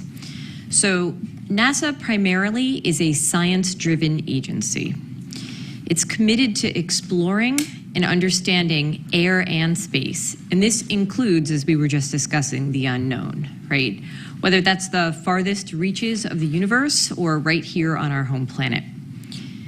In that light, NASA has over 60 years of experience measuring phenomena in air and space, in air that might be aeronautics, astronomy, as well as measuring other Earth phenomena, and this may include aquatic or atmospheric phenomena as well. And they do this using the unique vantage point of space.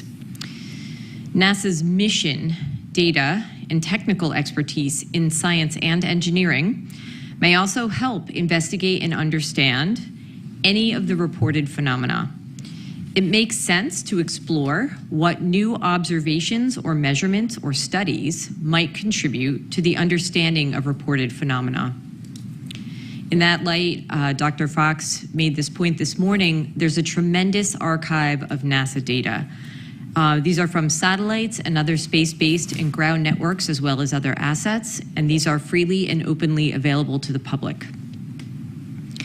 NASA research, as was mentioned, also supports a wide range of methods. This includes advanced data analysis, modeling, cutting-edge computational and data visualization tools, and these are all useful for investigating unexplained observations, which may be crucial in studying these phenomena. Discoveries and results are all publicly available. And this can be something from the characterization of extraterrestrial solar planets or the hole in the ozone layer. And these are communicated publicly through many outlets through the agency. NASA also has a long-standing public trust. This is essential to communicate those findings about phenomena to the public and, as was mentioned several times, very important, to destigmatize the reporting and raise awareness of cultural and social barriers to doing so. NASA has a unique strength in leveraging public and private partnerships that could result in new technologies that may be useful in observing and understanding reported phenomena. These partners could include other federal agencies. We've heard from the FAA today, as well as NOAA was identified. And they may collect data that could help to understand reported phenomena. In addition, NASA has a strong record of international collaboration, which could be beneficial to study any of these phenomena, as that may require global cooperation and data sharing. And then one thing that really strikes me is that new understanding of anomalous events really comes from when we bring communities together, interdisciplinary communities that would not necessarily collaborate. And in my world, that might be biological and physical oceanographers, and I tell people to think a little more broadly, what if we brought together astronomers and earth scientists like we did on this panel? So those interdisciplinary research teams, as well as citizen scientists, could explore historical and current NASA and partner data for events, or more importantly, for environmental conditions around the time of reported events. And this may help in our understanding. And then finally, given NASA's experience with long-term missions, long-term projects, and scientific focus, the agency is really well equipped to handle the extensive and ongoing study of phenomena investigation that this likely requires. So hopefully that gave you some thoughts as to why NASA. I don't know if any of my fellow panelists agree or disagree. Discuss.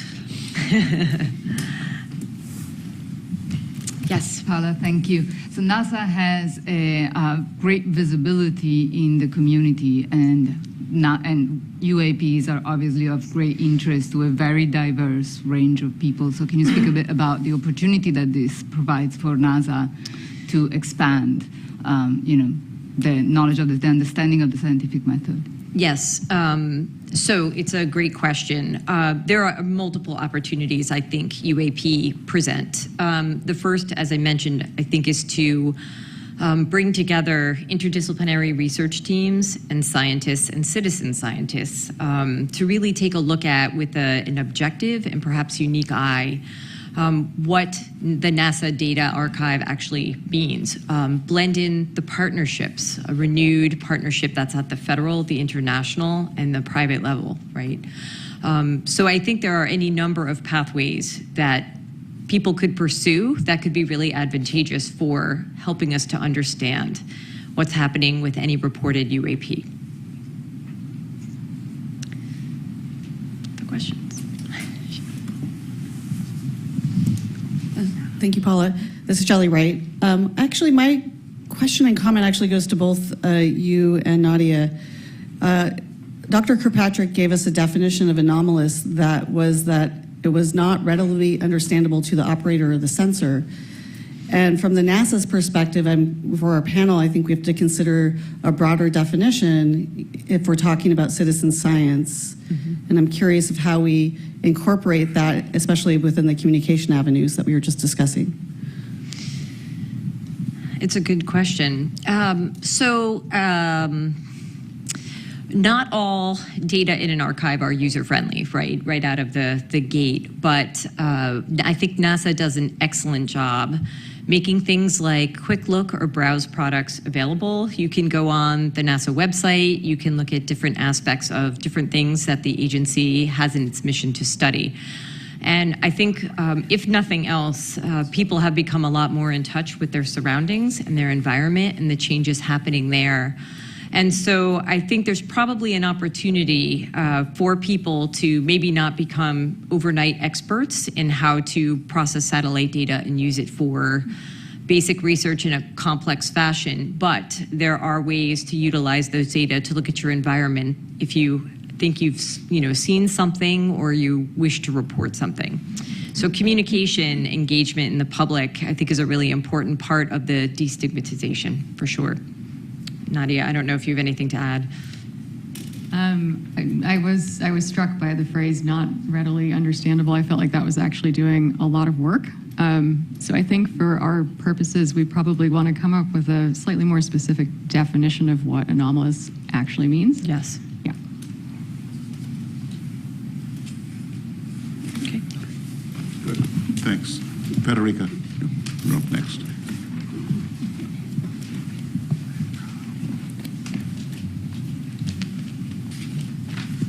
Hello, everybody. My name is Federica Bianco. I am an astrophysicist and a data scientist, and I bring this perspective to the panel.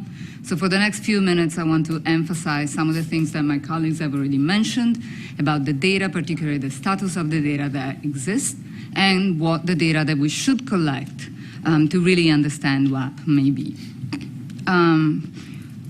We've already heard in a few cases by a few people that NASA's role is to explore the universe through the scientific method. The application of the scientific method to discovery requires that the data meet some standards that allow the data-driven approach. And there are many standards that have been established in the scientific community over the years. I can mention one, for example. It's called the FAIR standard, where FAIR stands for findability, accessibility, interoperability, and reusability. The current status of the data about UAPs does not meet these standards. The data collection is inconsistent, it's inhomogeneous, it's uncalibrated, the data are poorly documented and largely incomplete. They're also not systematically retrievable, which poses a problem in automation of the analysis. So WAP could benefit from data science and machine learning methods, from artificial intelligence that is developing at a rapid pace. But machine learning and AI cannot be applied until the data meet these standards. Even to study a single event currently requires a significant lift in retrieving the data and the metadata that may or may not be available. And this lift is at the moment entirely person power, which means that it cannot be automated to apply machine learning methods. Organized repositories need to exist to enable the automation of retrieval of the data and the metadata, and this is a necessary premise to enable the systematic scientific approach to the study of UAPs. Anomaly detection is a well-developed, although notoriously hard discipline, and which has seen tremendous advances recently with data science and machine learning. Usually, this means detecting rare and unusual signals in a complex that is noisy and rich with phenomena that we know. So there are two general approaches to anomaly detection in the scientific community. One is the following: if we know the signal that we expect, we can model it, and we can simulate it and maybe inject it in our data. So we can develop methods that are specific to finding those exact signals or signals that are similar to those. And we might be able to conceptualize signals coming from physical systems that respond to the laws of physics as we know them, but we cannot comprehensively produce all possible signals that could relate to or explain UAPs. So the alternative approach in detecting anomalies requires a thorough and deep understanding of what is normal and usual to tease out what is unusual and unlike the rest. These methods typically fall in the realm of what we call unsupervised machine learning. What is usual, maybe the balloons, the aircrafts, and a wealth of natural phenomena that we have heard of. And what is unusual, what is an anomaly, means anything in there is not consistent with the way in which those things look in our data. Once the anomalous signal is detected, it can be studied in more depth, either through the discovery data itself, but that may not be sufficient. So then we may need to collect additional data to study these anomalies. And this is something that in astrophysics we typically refer to as follow-up data. This can be very hard, especially if the phenomena that are anomalous are also ephemeral in time.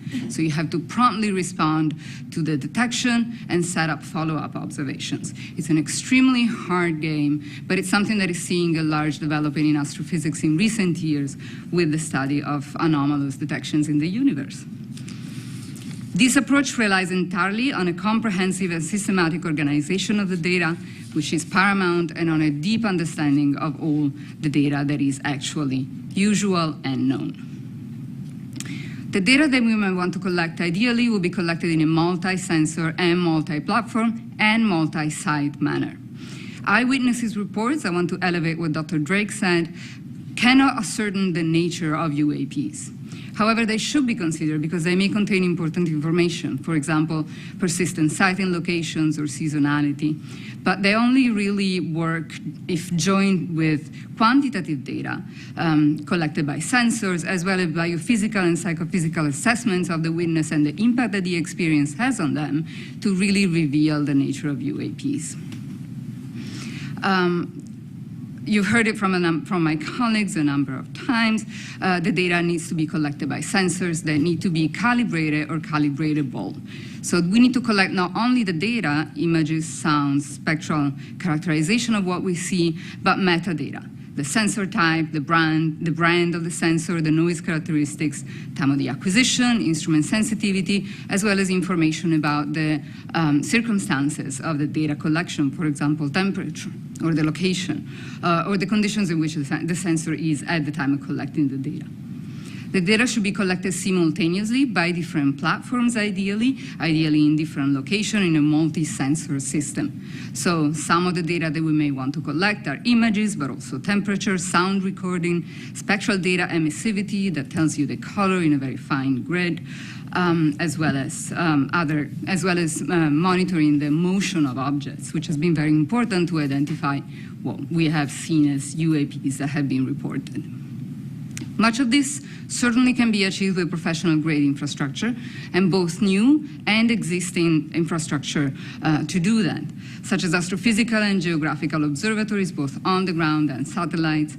Some modern observatories in particular are designed for the detection of time anomalies specifically, as well as for the detection of objects that move rapidly in space, near-Earth objects, asteroids, meteors, etc.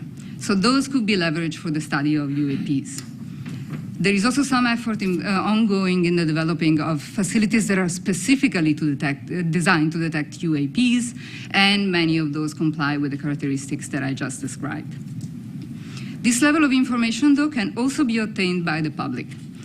We could crowdsource the data collection if a platform to crowdsource exists that supports the collection of data and metadata and the transmission of data and metadata. And we think that NASA might be able to play an important role in the development of this platform. To echo what Dr. Bontempi said, NASA has a wealth of experience in coordinating scientific studies, efforts across discipline and domains, serving as a bridge between communities in the interdisciplinary studies and studies across different countries. All of these can be supported, all of these can be leveraged to support the work of the other agencies in the identification and explaining UAPs.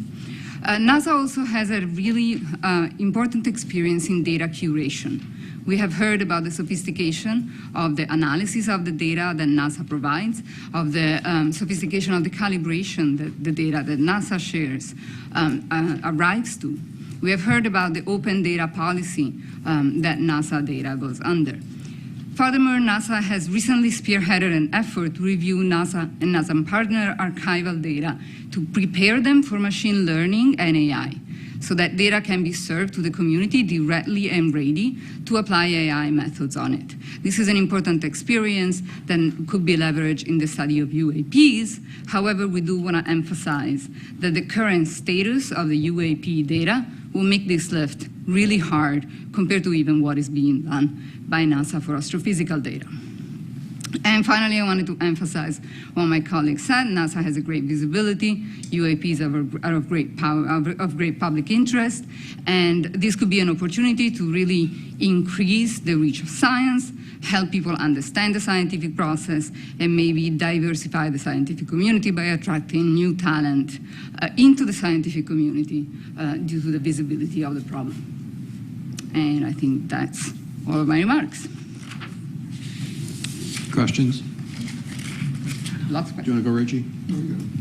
So on the whole crowdsourcing front and getting reports from citizen scientists, what are you thinking along those lines? Is it providing a set of guidelines for how you report? Is it open sourcing a set of applications for cell phones to be able to pull in a lot of the right metadata? What does that look like? Yeah, so I think guidance would, just a set of guidance of best practices, et cetera, would just not be sufficient. I think what needs to be provided is a platform. You mentioned cell phones. Cell phones have been used for crowdsourcing, the study and detection of a number of things in astrophysics, in space science. So that can definitely be done. The issue, I think, is going to be to make sure that this platform is reaches a large enough community to really have a crowd to source the problem and coordination. Something that this could achieve, for example, is the follow-up that I mentioned earlier, right? So we need this community that would use the crowdsourcing facilities to be connected so that if something is cited by one person, that message can go across and a broader community can point their sensors to the problem, to the sighting. And the data has to be transmitted to a place that can centralize it and curate it. Yeah, please feel free to say this is a bad idea. But if you thought about synthetic data, as you were talking, I was thinking, given the fact we don't have enough quality data to train a neural net, if we were to generate synthetic data based on the information we do have and then filling out the other characteristics as we might guess, does that then help us train something to iterate in AI to be able to find other correlations within data as we get it? So we do it all the time in data science, right? We do generate data sets where the data sets are sparse or scarce and we cannot train machine learning models. It's a risky business because in the data that we generate, we embed the bias that we have. So we embed our thinking about the data, the way in which we think the data looks and the way in which we think the anomalies look. So particularly in anomaly detection, it is a very difficult thing to do to try to make sure that you don't bias your models to what you know. I want to come back to this topic of anomaly discussion in our general discussion. We're sort of starting to run a little late, so I want to cut off questions now, but we do have a little time later at the end. So don't forget your questions. Bring them up again in discussion, and we'll talk more later. Great. So David's our next speaker.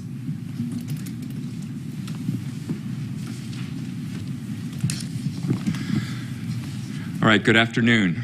My name's David Grinspoon. I'm a planetary scientist and astrobiologist, and I'm going to talk for just a couple of minutes about how observations beyond Earth are relevant to our study of UAPs. Many of NASA's missions are, at least in part, focused on answering the question of whether life exists beyond Earth. Astrobiology is the study of the origin, evolution, distribution, and future of life in the universe. As part of this, we consider how to search for biosignatures, observations we can make of other planets which might betray the presence of life. So we look for things like anomalous gases in the atmospheres of planets and other anomalies which may possibly reveal the presence of life. When we discover such an anomaly, we don't conclude that we've discovered life. We seek more data to understand what we're seeing, and often this leads to other new discoveries. Similarly, we can talk about looking for technosignatures, observations we can make which might reveal the presence of technological activity somewhere else. NASA is also supporting some research studying technosignatures. While there is at present no evidence we're aware of suggesting an extraterrestrial source for UAPs, these existing NASA programs are relevant to the question of UAPs in at least two ways. First, researchers in astrobiology and SETI, the Search for Extraterrestrial Intelligence, have focused for many years on techniques and methods for identifying anomalous signatures and determining if they have mundane natural explanations, as opposed to revealing unknown biological or even technological activity. The SETI community has expertise and methodologies for determining whether a potential technosignature is in fact a natural phenomenon or misinterpreted terrestrial technology. When a possible technosignature is observed, we ask, is it a real signal? Is it a known or unknown natural phenomenon? Must it be technological? Is it known terrestrial technology? So these scientific communities have relevant experience in determining and communicating about whether observations which first appear to reveal extraordinary evidence actually justify making extraordinary claims. Second, if we do acknowledge an extraterrestrial source, however unlikely, as one possibility for UAPs, then these objects must have traveled through the solar system to get here. Within the scientific community, there's a widespread, but by no means universal belief that there are extraterrestrial civilizations.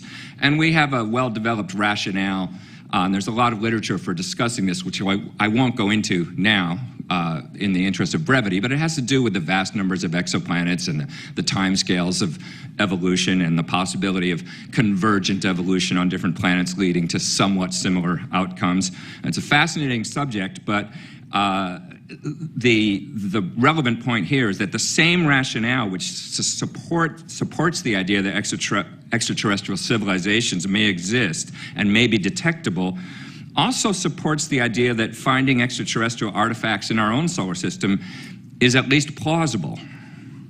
NASA is the lead agency for solar system exploration. It already has an active program of detecting objects in our solar neighborhood using both ground-based and space-based facilities, and it could leverage those capabilities to search for objects in space with anomalous motion, anomalous trajectories, unusual light curves, anomalous spectral signatures, or other characteristics. Most of the solar system has not been searched for artifacts or anomalies, and these modest data analysis efforts could potentially be applied to existing and planned planetary missions. The galaxy does not stop at the edge of the solar system, and the solar system does not stop at the top of the Earth's atmosphere. It's all a continuum of possibilities worthy of investigation. If NASA applies the same rigorous methodology toward UAPs that it applies to the study of possible life elsewhere, then we stand to learn something new and interesting, whatever the ultimate explanation is of those phenomena. And that's all I wanted to say right now. Well, we have time for one or two comments or questions or thoughts? Yeah, thank you for that. You know, it struck me while you were speaking about biosignatures that we do a lot of that type of analysis, right, in our home planet in different capacities. And so it's more of a comment, but I wondered your thoughts on, you know, bringing together those communities that might not work together and whether that would aid in, you know, not only establishing what's normal, but enabling the detection or maybe the understanding explanation of a UAP if reported. Absolutely. I mean, the focus of my talk was observations elsewhere, but in fact, most of what the field of astrobiology has to study is here on Earth, because after all, it's our one example of an inhabited planet, and it's a little bit easier to get to make observations. So yes, any insights you have in that area, or any suggestions for collaboration between those communities would be very valuable.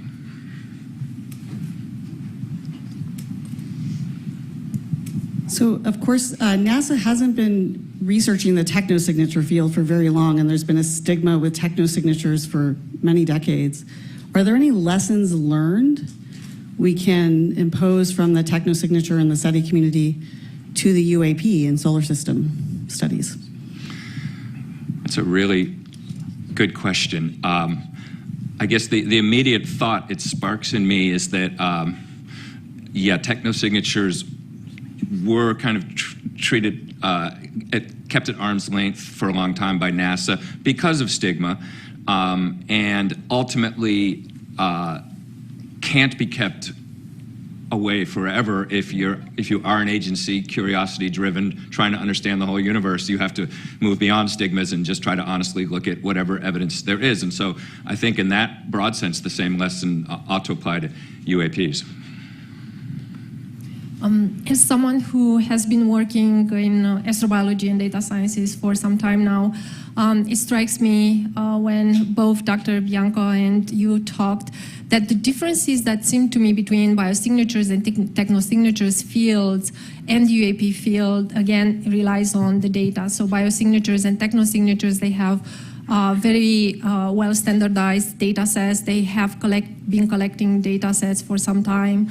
And they are able to apply machine learning, artificial intelligence algorithms, while it's a totally different question with the UAPs in how we can apply artificial intelligence here. So again, just like Dr. Bianca, how she said, it's about data standardization. So I hope that the UAP field will learn how to work with the data from the biosignatures and technosignatures fields. So. Yeah, that's a good point. The one point I'd push back on a little bit is whether technosignatures has a lot of data in that sense. The one part of technosignatures, which is looking for signals from radio and optical and that sort of thing that's been associated with SETI for a long time. You're right, there's a lot of data there that we've been collecting, but the term technosignatures is sort of newly being adopted, and it in a way, it reminds me of the distinction we heard from the FAA about a cooperative and non-cooperative. That with technosignatures, we're looking. There's more of an emphasis on finding technology that is not necessarily intended to signal us, but just sort of doing what technology does and finding ways to, so it's not looking for signals as much. And in that domain, we have not necessarily been collecting information for that long. But your point is well taken, that there are lessons learned from certainly the astrobiology and the sort of classical SETI field, where we've had a lot of data, and we could look at how that is analyzed and try to collect the data for UAPs that will be amenable to that same sort of analysis. Great, thank you. Carlin's next.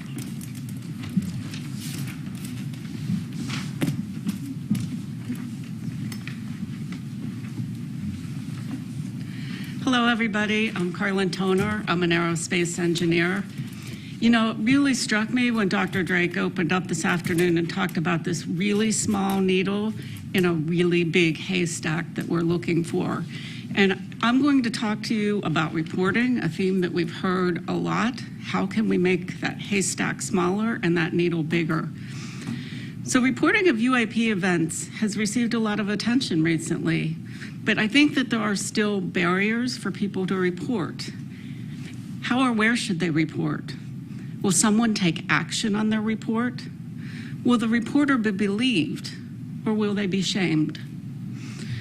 We've heard over the course of our fact-finding that many scientists and aviators consider the study of UAPs to be fringe at best. So this suggests there's a significant negative stigma associated with reporting or even researching such phenomena.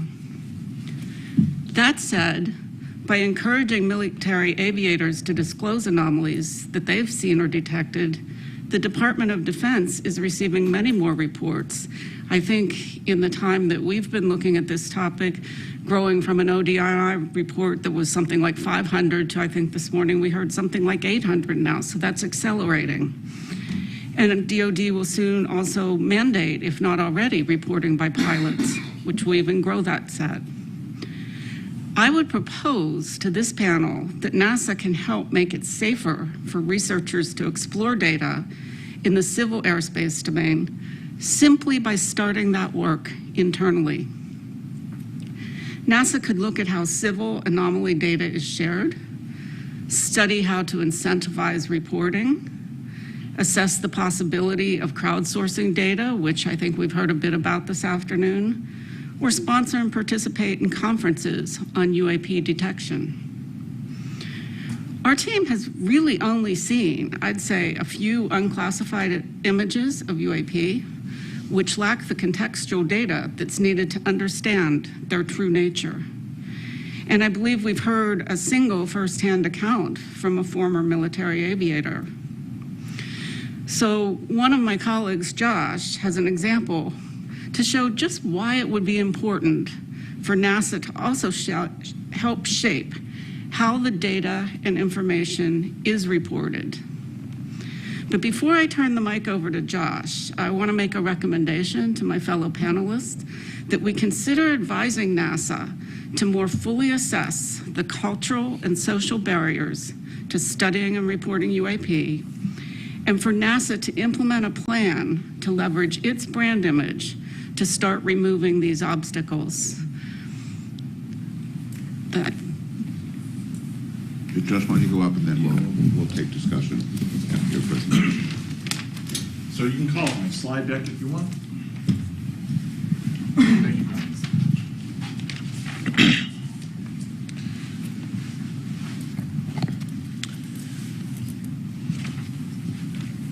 So it's not the charge of our panel to evaluate UAP evidence, but part of our statement of task is to assess the scientific analysis techniques that are available. You don't have to start it just yet, and how we might use them to determine physical constraints on UAP. The UAP reports with the most detailed contextual information are the ones from the Navy aviators. And they're using a combination of ranging and infrared imaging information. And for these cases, we can directly calculate critical parameters of a UAP, such as altitude and velocity, under certain assumptions. And it's, the main point I want to make here is that this multi-sensor approach is absolutely critical to charting a path forward for UAP investigations, and that pertains to NASA as well.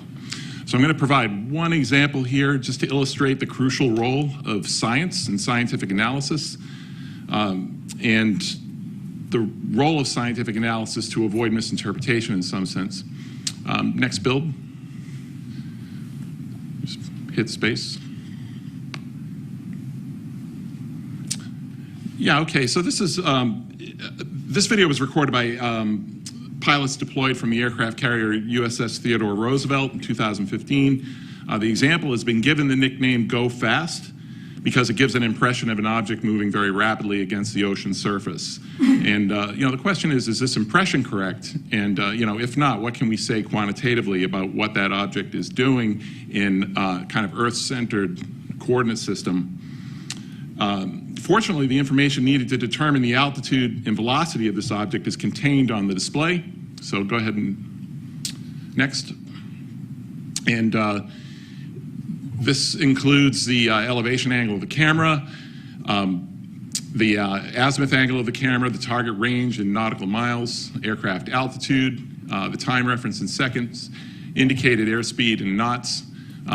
This information in this video in particular has been discussed quite a bit on the web.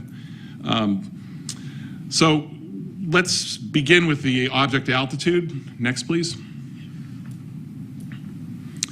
So knowing the jet's altitude and the bearing to the target, we can apply basic trigonometry to figure out where that object is in altitude space. And it turns out to be, provided the range information is accurate, which can have some uncertainties associated with it, but the object appears to be at about 13,000 feet. An important aspect of this here is that it's sort of midway between the jet and the ocean. So it's the ocean that looks like it's right behind it is actually 4.2 miles away.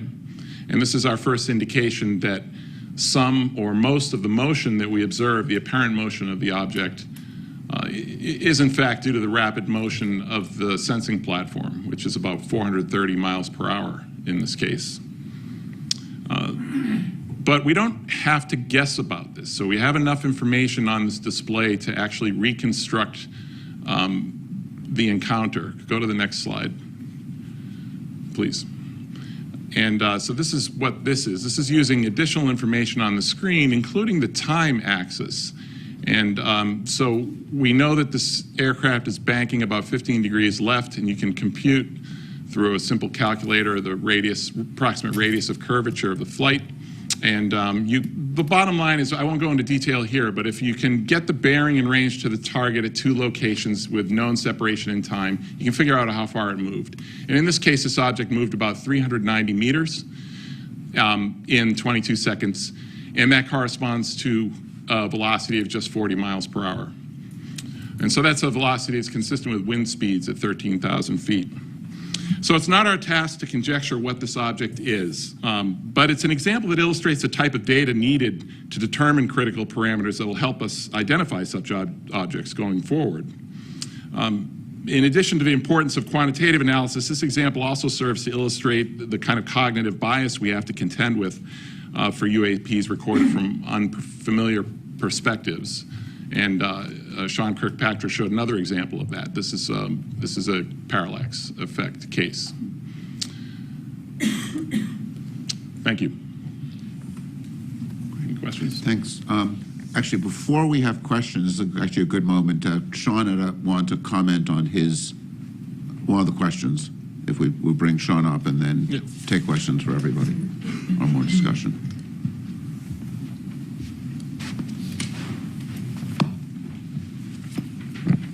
Thanks. That was actually very helpful for everyone, I'm sure. Just one piece of clarification on the video that we showed. The second one that was the newly released one had the three aircraft in it. The question was asked about if it was a stabilized background against which the jitter was showing. I am not 100% certain of that answer. It might just be a bunch of dust on that sensor, but let me go back and get you a more fulsome answer. It is either stabilized background or it's just garbage. But in either event, the three aircraft are jittering because of the platform. But that's another example of exactly what you're saying, right? It's the perception of the operator who thinks it's doing something else when it's actually just your own camera. Right? Yeah, if I could just, Sean, in your event, it seemed to me that what you mean by jitter in this case is the plane is actually making motions that are causing a parallax. So it's actually more than that. So the plane will move, and that'll cause the parallax that you just showed. But the sensor itself, a lot of these cameras are in gimbals. For those of you not certain what a gimbal is, it's the thing that your cameras sit on, your telescopes sit on, it moves it around in different directions. Those can sometimes be stabilized, in which case they damp out the motion of the platform.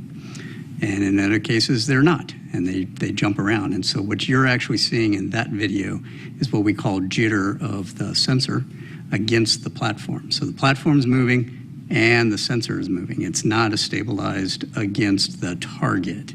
But once it's collected, sometimes in processing, the background is stabilized frame to frame, just like some of those TikTok videos you see, right?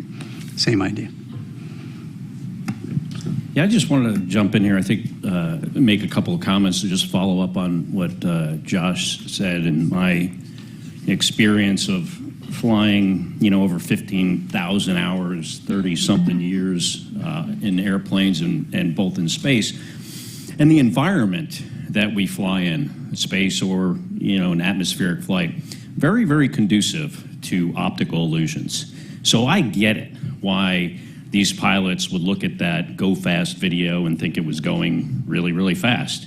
I remember one time I was flying in the warning areas off of Virginia Beach, military operating area there, and my Rio thought, the guy that sits in the back of the Tomcat, was convinced we flew by a UFO. So I didn't see it. We turned around, we went to go look at it. It turns out it was Bart Simpson, a balloon. Oftentimes in space, I would see things and I was like, oh, that's really not behaving like it should. It doesn't have the trajectory of a satellite or a planet on the back of the star field. And every single time when I would look at it long enough, I would realize that it was atmospheric lensing. It was the fact that what I was looking at was actually flying behind the atmosphere, and because of variations in the atmosphere, it made the trajectory look like it wasn't going in a straight line. It was going like this, and it would go like that, and it would turn in the other direction. Was always the case. My brother, Mark Kelly, a former NASA astronaut, and also now a U.S. Senator, I was with him for dinner last night, and he shared a story with me again that he had shared years ago, but I had kind of forgotten about it, and I think it's worth sharing. And that is when he was the commander of STS-124, I think it was, in 2008, they were getting ready to close the payload bay doors of the space shuttle. And before they do that, you got to make sure nothing interferes with the doors, because if the doors don't close properly, the space shuttle can't re-enter the atmosphere. It would come apart. It's part of the structural integrity of the vehicle. So they see something in the payload bay, and they thought it was a tool, maybe a bolt. They couldn't quite figure it out. They were potentially going to have to go and do a spacewalk to retrieve it. But before they did that, my brother grabbed a camera, they took a picture of it, and when they blew up the picture, they realized that this is not a bolt or a tool in the payload bay. It was actually the International Space Station that was 80 miles away. I mean, that's just a really good example of how this environment we operate in is so conducive to optical illusions. Oftentimes, guys fly into the water. And there are cases where, pilots have rendezvoused on a buoy because they thought that was their wingman. It's just very, very challenging environment to work in, especially at night. And in my experience, the sensors kind of have the same issues as the people's eyeballs.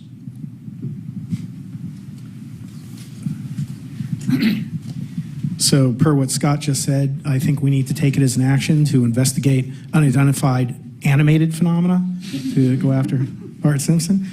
I think what Josh and Scott said is very, very helpful and shows why we need multiple sources of data. Were there radar hits? Were there other sightings? Unless we can look at this from a holistic perspective, it's very difficult to draw conclusions. And relative to stigma, and I appreciate the reports that our colleagues gave, I think there's plenty of stigma right here in this building, and I'm sure, Dan, you've suffered from it at times. And I just want to commend Administrator, although he's always be Senator Nelson to me, for his leadership and candidly courage in getting NASA to tackle this issue. And as we look at what Sean had articulated, that what he wants NASA to do, as we look at the recommendations for reporting and how we need to collate that reporting, I'm very concerned that this could be effectively done on an ad hoc basis. And I've been a part of far too many panels and studies that end up sitting on the shelf. I don't want this to be one of those exercises. And we can discuss this further, but I would call for and recommend a permanent office within NASA to support this activity, albeit likely a modest one, but to collate this information, collate that data, to archive the information, and act as the open, forward-facing counterpart to Shen and AARO. I think then we could continue and actually accomplish the reporting, the stigma issues that have been raised, and we could do so in a relatively affordable fashion. Because again, I don't want all of our work to end up being in vain. Good. So now Jen's going to turn to our charge. I am. And you know, as a panel, when we were convened with a set of questions that we were charged to address, we've been addressing them through the topics we've talked about and through things as we've been thinking this through, but we're going to organize the next part of the discussion with Jen presenting these things, and this is also a chance to get into some of the discussion phase, because we can look at each of these questions as the topics that we want to make sure we address as part of the report. Jen. Thanks, David, and I want to thank the panelists all for all of your work, all of the knowledge that I've gained from each of you through this time. I took it upon myself in preparing for today's meeting to draft a statement that answers the 8 questions that we were provided at the beginning of the last summer when the panel was created. So I'm going to read the question out loud. I'm going to read my statement, and I'm going to pause and let you think and reflect. And if there's, remember, this isn't all of the details associated with each of these answers, right? This is to be a kind of high level, make sure we've got the major points there. And this is an initial take for these answers. So the first question goes, what types of scientific data currently collected and archived by NASA or other civilian government entities should be synthesized and analyzed prior to potentially shed light on the nature and origins of UAP? So the panel reviewed data sources, analytic tools, data architectures from NASA, NOAA, FAA, Commerce, and others. The data that we recognize were not collected for the purpose of identifying UAP, which leaves bias in the data that was collected. Even though there is an immense amount of data available, it is hard to access, and the sensors that were used were not well calibrated for identifying anomalous phenomena. No questions. Moving forward. Question number 2. I kind of feel like Jeopardy. What types of scientific data currently collected and held by nonprofits and companies should be synthesized and analyzed to potentially shed light on the nature and origins of UAP? Many organizations exist to track sightings of anomalous phenomena in the Earth's atmosphere, both nonprofit, for-profit, and otherwise. The study panel concluded that much of the inputs collected by these organizations are not considered scientific data in nature, and that they do not contain unbiased information, they're not repeatable, and they typically come with eyewitness accounts, which we've heard even today, that there's hesitations with using only eyewitness accounts to recognize or identify UAP. To the point about commercial or companies, there are a lot of space companies that some lobbied hard to get in to present to us. They have troves of data, but they're collected for a variety of different purposes than the purpose of UAP. And those systems, while they are well calibrated, are only one source of many that could be used. And questions, comments, concerns? Yes, Carla. I'll bite on that one, Jen. You know, I think your answer is correct as to what we've seen, but where I would go is if we made a recommendation to NASA that, you know, we're really asking them to build a roadmap, and we haven't done a robust cataloging. We've looked at sources, mentioned sources that we think might be relevant, but perhaps a more robust effort cataloging would be a good modest start. Yeah.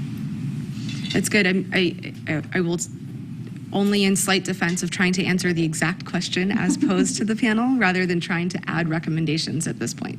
But yes, point well taken. Thank you.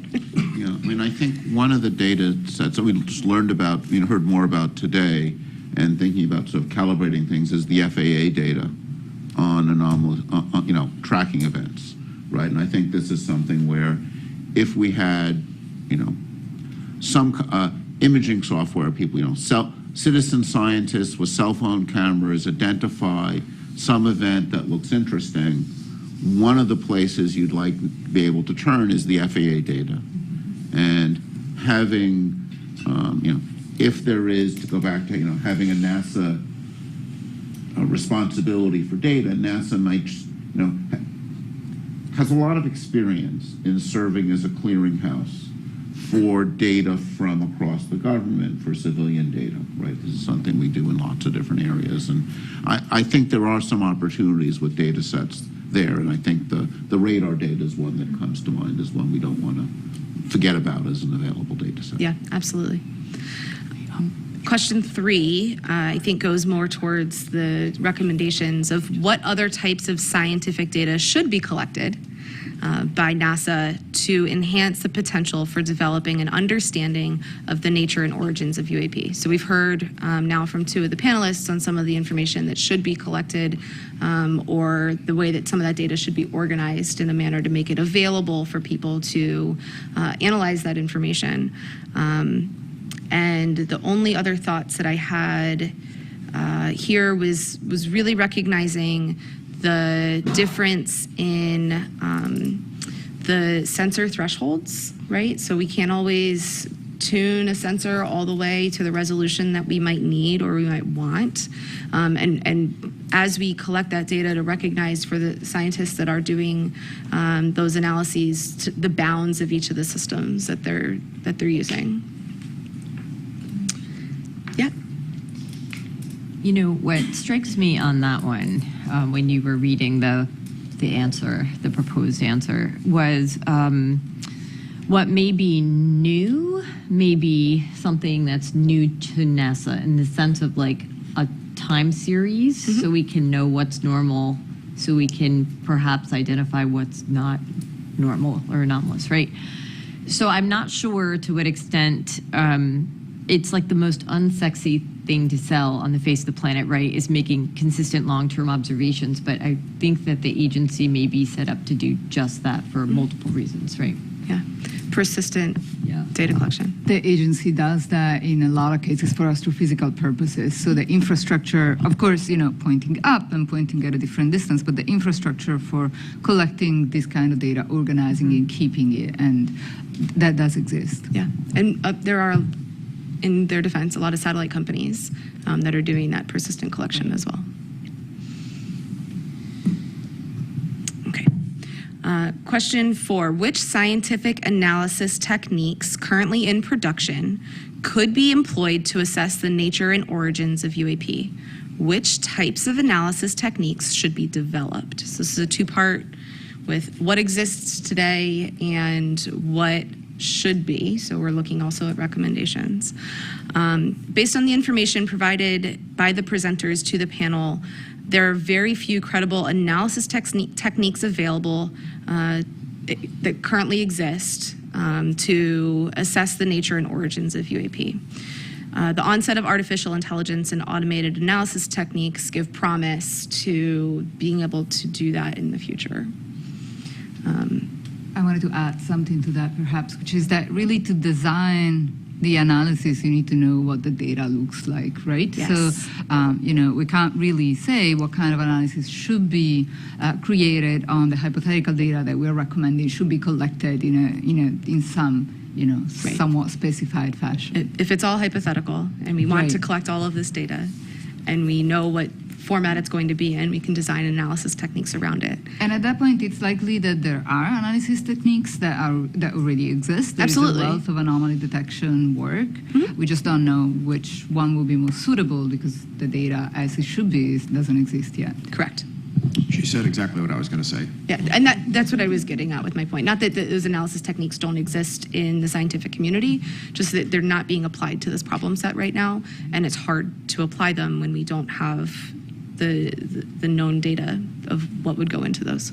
David? Yeah, I think something we want to stress here is the importance of uniform data Yes. and the way it's collected, because particularly when you're looking for outliers, if you have data coming from many different observing techniques, right, and just having a uniform set of cameras, a uniform set of detectors, so you understand and characterize them, right? Because this is a needle in the haystack problem, and every camera. I mean, I'd mentioned in the opening session, ghosting in optics. Yes. That's going to be different in every different detector, right? And you. Before we get to the analysis techniques, we want to make sure we design the data collection so that the analysis techniques can effectively be used on it. Right. David, can I take a slight issue with that, which is,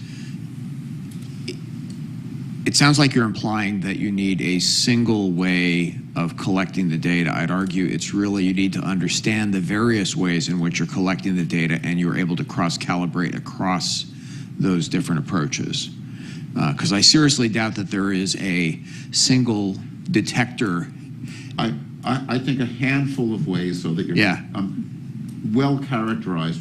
Things need to be well characterized to be useful, I guess is the way I would state it. And it takes time and energy to well characterize things. So that's I think the challenge. So following up on both your points, I think it's where we can actually apply artificial intelligence. So we cannot apply artificial intelligence on the current data, but we can apply artificial intelligence in a way that we can design characteristics for the data that we need and how we can collect the data that we need. So. And this is probably more of a frustration than anything else, so I don't know how helpful it'll be, but I think we're not looking for a needle in a haystack. We're looking for an anomaly in a haystack. We don't even know that we're looking for a needle. It's just a discolored piece of hay. Well, I'm from Montana, so I love good hay analogy. I don't know what the phenomenology is that we're looking for. We say anomalous. Again, this question earlier, what does that mean? Anomalous acceleration? I think as we try to look at the data, we're starting from an almost impossible position when if we don't know what we're looking for, is it a radiation signature? Is it something electromagnetic? Is it something like that? Is why this is so challenging and frustrating to me that we're talking about monitoring something that we don't even know what we're supposed to monitor. And let me just offer, Josh, before you jump in, the scientific process of hypothesis-driven research, right?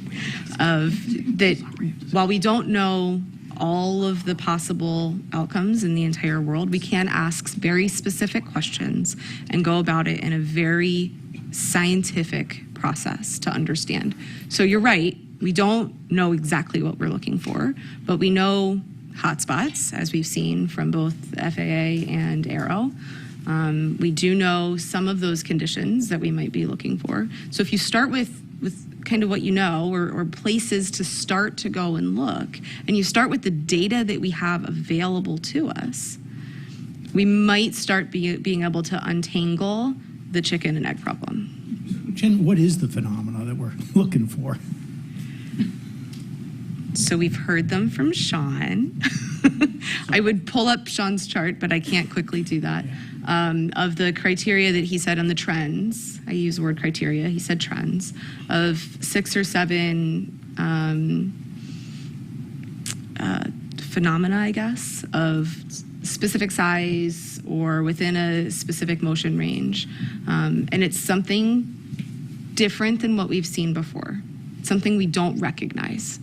And so when you go to look for something that you don't recognize, it can be pretty easy, in that we've fooled ourselves today and even watching some of these videos of what's going on. But when you're able to corroborate that with 3 or 4 other sources, it starts to make sense, right? So something that looks like magic to the naked eye or to that camera and that sensor isn't, once you understand all of the effects of what was going on in the surrounding environment. So I've got a question. Can we, because I got the same frustration you do, right? It's regardless of what you're looking for, if you don't know what it is, whether you're using AI or match filtering techniques, you can't find it, right? You can't find it. So because the question I have is, can we use social media, that kind of thing, as a way of queuing to know where something's happening? Because we know Google searches can lead you to better understand where outbreaks happen, right? Disease outbreaks. Can you use similar type of conflation of data to start saying, well, something's going on here, let's start queuing sensors in that area? That requires some real-time capability, but is that something we can think about?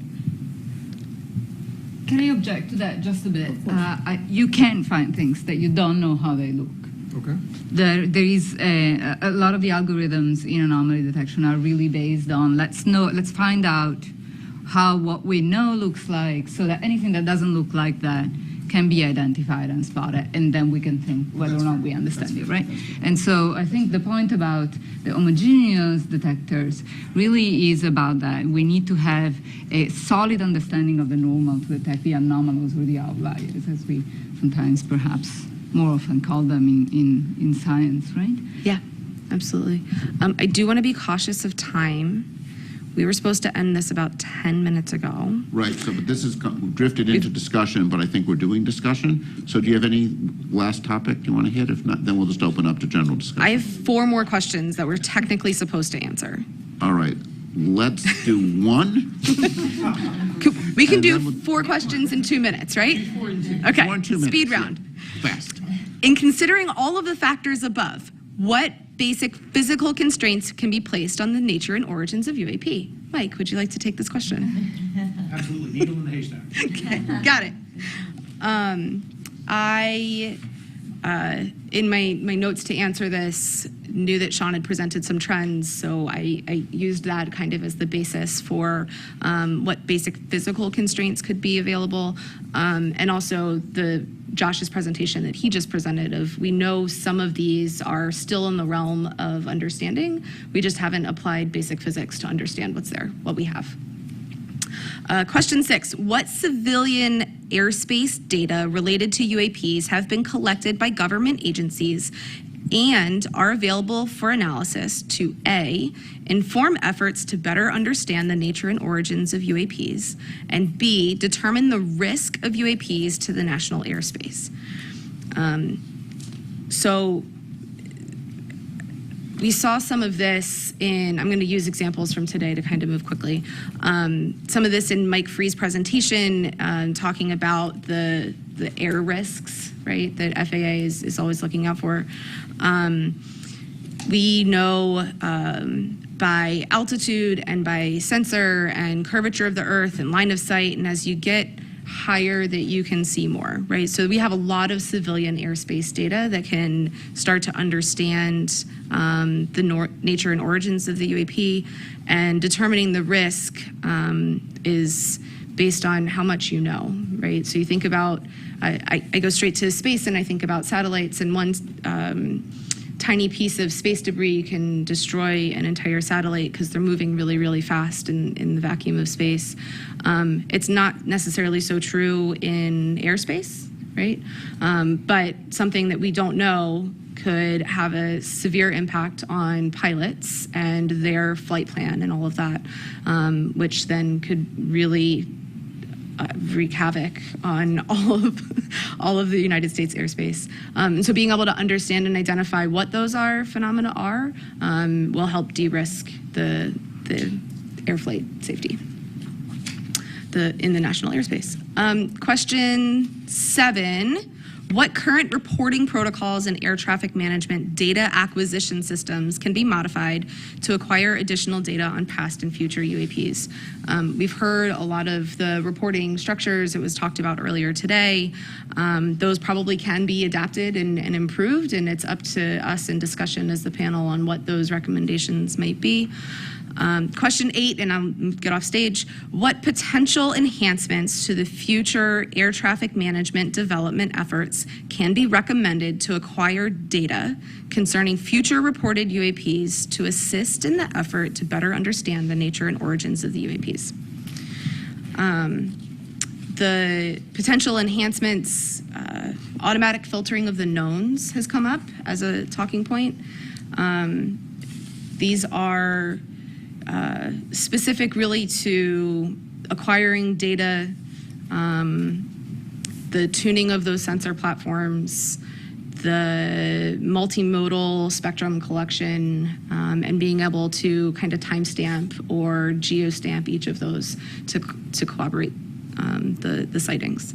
So I will leave the panel with that, with time to continue discussion. Thank you. Thanks. Sorry. Okay, great. Let me go up to lead this from there.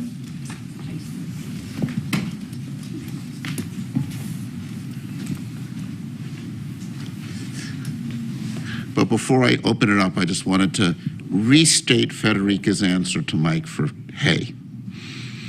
If you know the properties of hay very well, and you go through your haystack and say, I don't know what this is, but it doesn't look like hay. You don't need to have a match filter looking for a needle in a haystack if you know hay very well. And who said NASA couldn't speak to Middle America? Now, as a New York City resident, my impression is if you go through hay with you don't want to do it with your hands. But I defer to you on, I may have no choice, but AIML would be good. Yeah, I think AIML, yeah. So I want to, in the final minutes we have here before the public session, look to the future. I think a lot of us have looked at the data we have now with a sense of dissatisfaction and say, what data would you want and how would you want to collect it?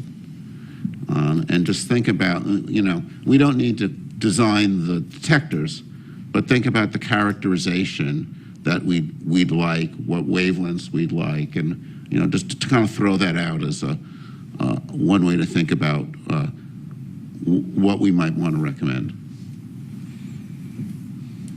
Paul. So one thing that strikes me in that question is that I'm not totally certain that we've dedicated our time and effort to looking for anomalies. I think by default there are some science communities that look for things like the genesis of a hurricane or a harmful algal bloom in the ocean or something in interstellar space. But I'm not sure we ever focused our interdisciplinary effort on that. And I think the question you ask is a really interesting one, part of our statement of task, right? But I'm not sure I can answer that quite yet. That's how I feel about that one. Sure. Shelley Wright. Going along with Dr. Bontempi's point there, we heard a lot from AARO about specifics about the needle, 1 to 4 meters in size, 0 to Mach 2. You can then look at NASA's assets, right, and look at its spatial resolution, its spectral resolution, in particular the frame rate. I'm going to get to your question here, Dr. Spergel. You can look at the current NASA assets and try to say which ones could find that needle, the ones that Dr. Kirkpatrick put forward. That analysis has not been done. So one of my recommendations would be for NASA to convene a group and a task force to look at its current assets to calculate what current available data, and current facilities could answer insight into that. Now, to get to your future question, looking at this, I see Walter, is frame rate. I see a really big issue with frame rate. So if you want to catch fast-moving objects, you need to take quick images. If you want to get to these very small sizes and resolution, depending on altitude, where you're taking your image from ground or space, NASA will likely have to increase its frame rate into its detectors. I think short answer to what NASA's current assets would be able to see would be really big haystacks that are moving very slowly, which I think is the point that you're making. But that doesn't mean that that data is not useful, because if it's able to characterize the background extremely well, that gives you a better idea of what unusual looks like. Basically, anything that you do that characterizes the background will contribute to an understanding. So we're going to have to cut this off now because we're now going to our public comment session. So turn that over.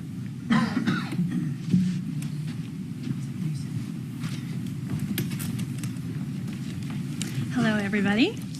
I am Karen Fox with NASA's Office of Communications, and we are segueing into the public Q&A portion of this meeting. As a reminder, this is a FACA meeting, that is a Federal Advisory Committee Act, and so we are under guidance which says that these meetings are public and that we take public questions. We got hundreds and hundreds of questions, and I just wanted to take a moment to say thank you to everybody who submitted them. We're obviously not going to get to all of them today, but we are going to make attempts to answer some of them online. You can always check back to science.nasa.gov/UAP, where over time we will make it clear where we're putting up some more of those answers. In the meantime, we did have to make some decisions. We stuck to questions that applied to this independent study and UAPs. There were a lot of questions about astrobiology and other subjects that we're not going to get to today. And also in an attempt to get to as many of the questions as possible, since so many of them were similar, we've sort of bucketed them. And that is how we're going to try to address as many as possible. So I'm going to toss the questions to you, and we'll look to getting some answers for our public questions. All right. So first set of questions are specifically about the data being used. So examples. What exactly are you incorporating into your report? What data are we using? What are some examples of data being used? Do we have multi-sensor data or of objects performing maneuvers that seem truly anomalous? Do we have photos, videos? What about having the NASA historian go through the NASA's historical records? Did you interview military or pilots for this study? So looking for some information about the kinds of data. I can toss to anyone. David looks like he's jumping in. Well, I think first and foremost, our goal here is really to create a roadmap, right? So really, we have been informed by some of the events that are reported, and we've had, but we've certainly not done a complete historical study in an archive. And I think one of the things we've wanted to do was learn what kinds of events have been reported, learn about some of the ones that have been resolved, some of the ones that are unresolved, so we can best think about how in the future we can collect data so that we can get more robust answers.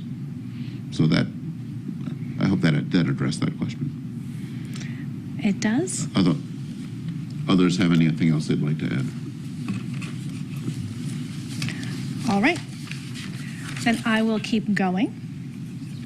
Another big question category was about transparency and about sharing information. And so examples in this category are, what is NASA hiding and where are you hiding it?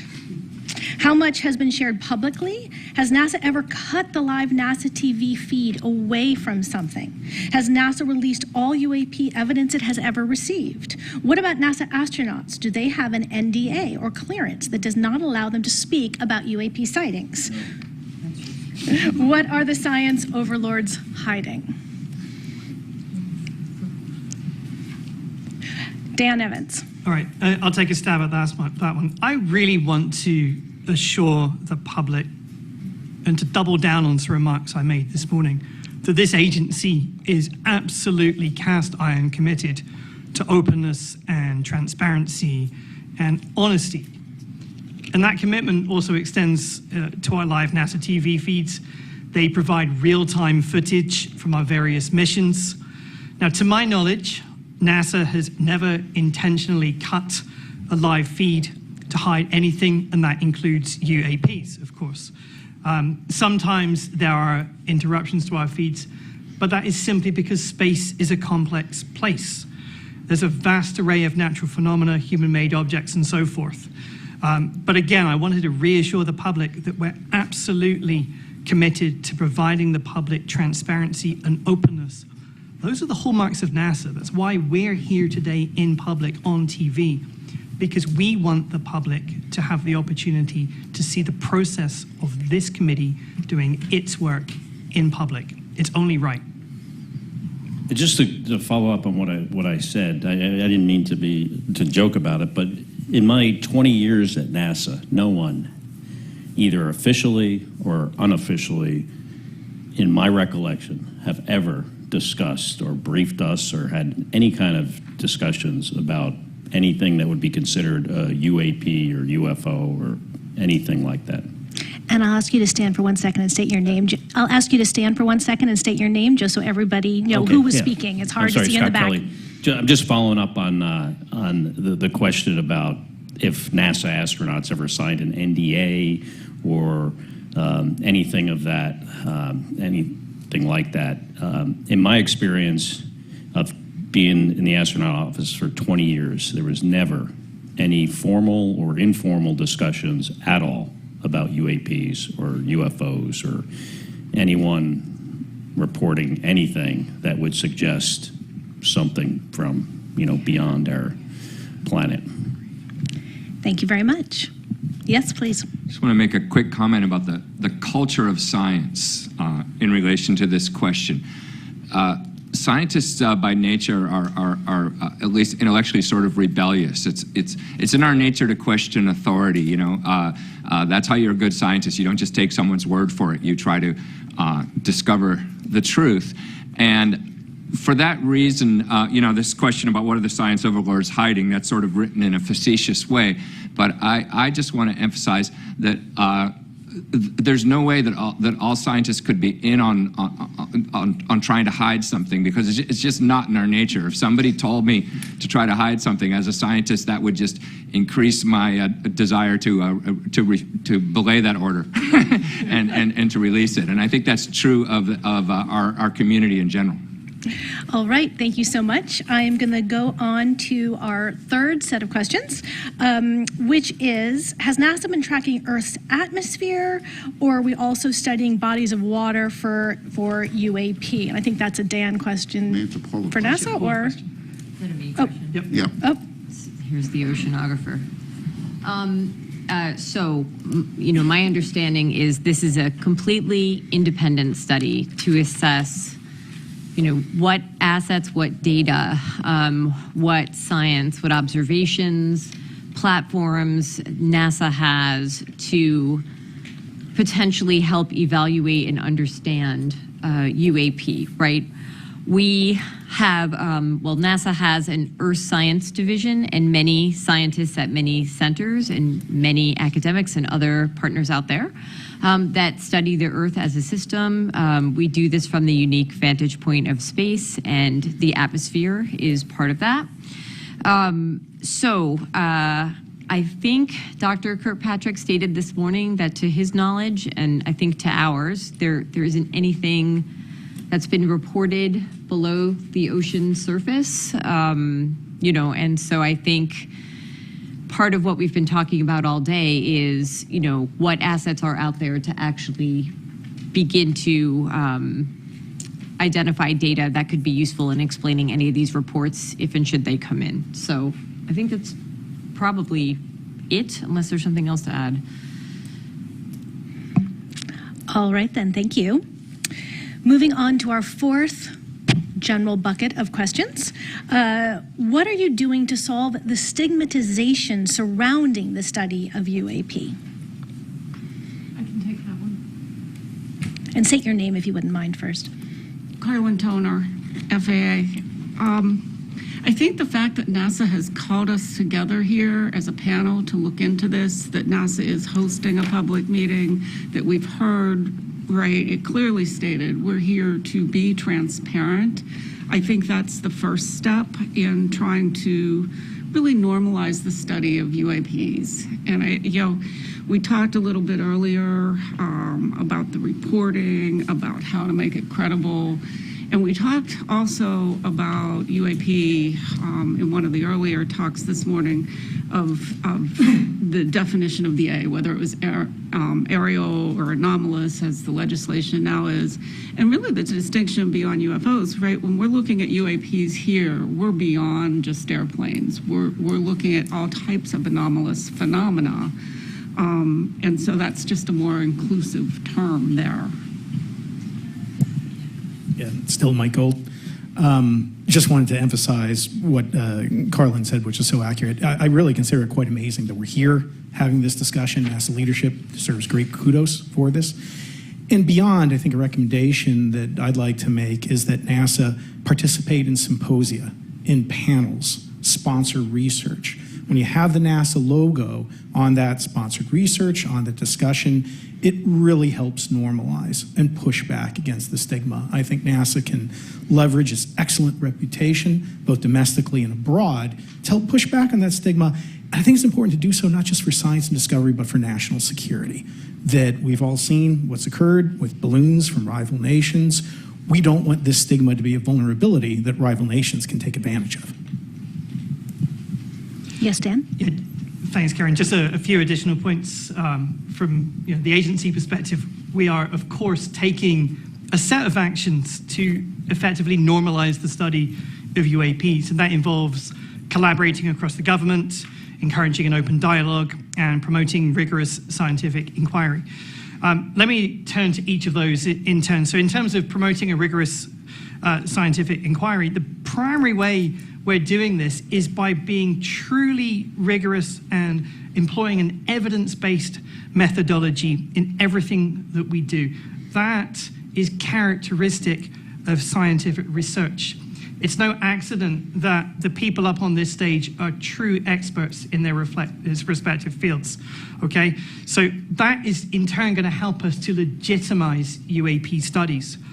Encouraging open dialogue. So by holding public meetings such as this one and having open conversations about findings, then we're helping to normalize discussions again. And that really goes arm in arm with our commitment to openness and transparency with the public. And then finally, in terms of collaborating across the government, we're working very closely with other government agencies, not least Sean's office, AARO, to broaden the scope and the depth of our study. And I honestly believe that this collective interagency approach will lend credibility to the study of UAPs, and it's going to demonstrate the seriousness with which we're approaching this issue. Thanks. Well, that segues very nicely into what our next set of questions are, which is who we are working with. So the question is, who else is NASA currently working with, or do we want to work with to study UAP? And is NASA working with international partners?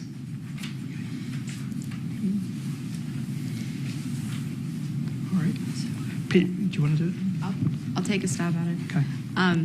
As the questions tasked to this panel so kindly asked us, both in what other government agencies are collecting data, what data is available. NASA is partnering with them in many ways, as well as NASA has a wide commercial outreach and partnerships with understanding what data is available, as well as NASA's founded on well, not founded, but the core principles of NASA are with international partners. So the information that our partners are gathering is typically available to NASA as well. So yes, on all accounts. And I may just emphasize and add that NASA is singular, I believe, among government agencies in its international outreach. Again, not to keep talking about the Artemis Accords, but you see countries like Saudi Arabia that we may not have a great relationship with as a government right now. We have Saudi Arabia and Israel in the Accords family, so that NASA is unique in its scope and ability to reach out. I also think that we're entering a new era of commercial space transportation that is going from low Earth orbit out to cislunar space. And that is going to be the purview of the Department of Commerce, which is taking over space traffic management. So I think it's very important that NASA work with and support commerce as we go through that transition. Department of Defense is currently responsible for that. And I think that will help us not only to identify potential UAPs, but to assist in preventing contention, congestion, and eventually conflict. And I also want to note, in terms of space debris in orbit right now, I believe, represents an existential threat to our very society, that we are getting very close to an event that could cause real problems for our ability to access satellites. And that's why I think there's great ancillary benefits to the conversation we're having today, that as we increase our capability to monitor orbit for UAPs, that data could also be very relevant as we look at near-Earth objects and other threats. And again, to just end on near-Earth objects, Apophis, for example, an asteroid, is going to come so close to Earth, it will be below geosynchronous satellites. So any effort to begin to catalog and do better in terms of understanding that environment is going to be terrific, and I hope NASA works with commerce and international agencies on Apophis and other missions. I think Federica had something to say, too. Yeah, I just wanted to add that, a lot of the things that we think we might recommend in terms of platforms to collect data that would be useful to study UAPs, we recommend a multi-platform and multi-site. That would also mean likely ground-based as well as space-based facilities. And this is being done already in astrophysics, co-observing the sky from the ground and from space with different methodologies and different instruments to get a more comprehensive picture of what's normal and then detect what's anomalous. And about every 10 years, the astrophysics community anyways, but many other branches, convene a panel of experts to see what things can be done to advance the field in the next decade. It's called the Decadal Survey for us. And one of the recommendations this year was explicitly for agencies that do astrophysics to work together. So NSF, DOE, and NASA to work together, share data, share facilities and instruments. So I think this is, there's a lot of fields will benefit from this, including the UAP studies. Oh, absolutely. Carlin Toner, I'd like to put an exclamation point on how well NASA is collaborating across the government. I'm from the FAA, and I can personally attest that FAA and NASA have a robust engagement in transferring research into practice in the ATM system. I think on the commercial space side, we work well with NASA. And all of our agencies are in the whole of government approach, supporting AARO specifically on UAP topic. And it really comes down to good government and how we deliver, because we can each work our own mission space, but to cover the whole space, we need to collaborate together. And Dan? To put an exclamation point on Carlin's exclamation point. So I think it's important to say that we really do have a good relationship with the Domain Anomaly Resolution Office, AARO, Sean's office, and its previous or predecessor organization, the UAP Task Force. And we have really benefited from very fruitful collaborations among those various entities. And quite frankly, as a taxpayer, one should expect nothing less than the government to be working effectively across different units together. It's only right.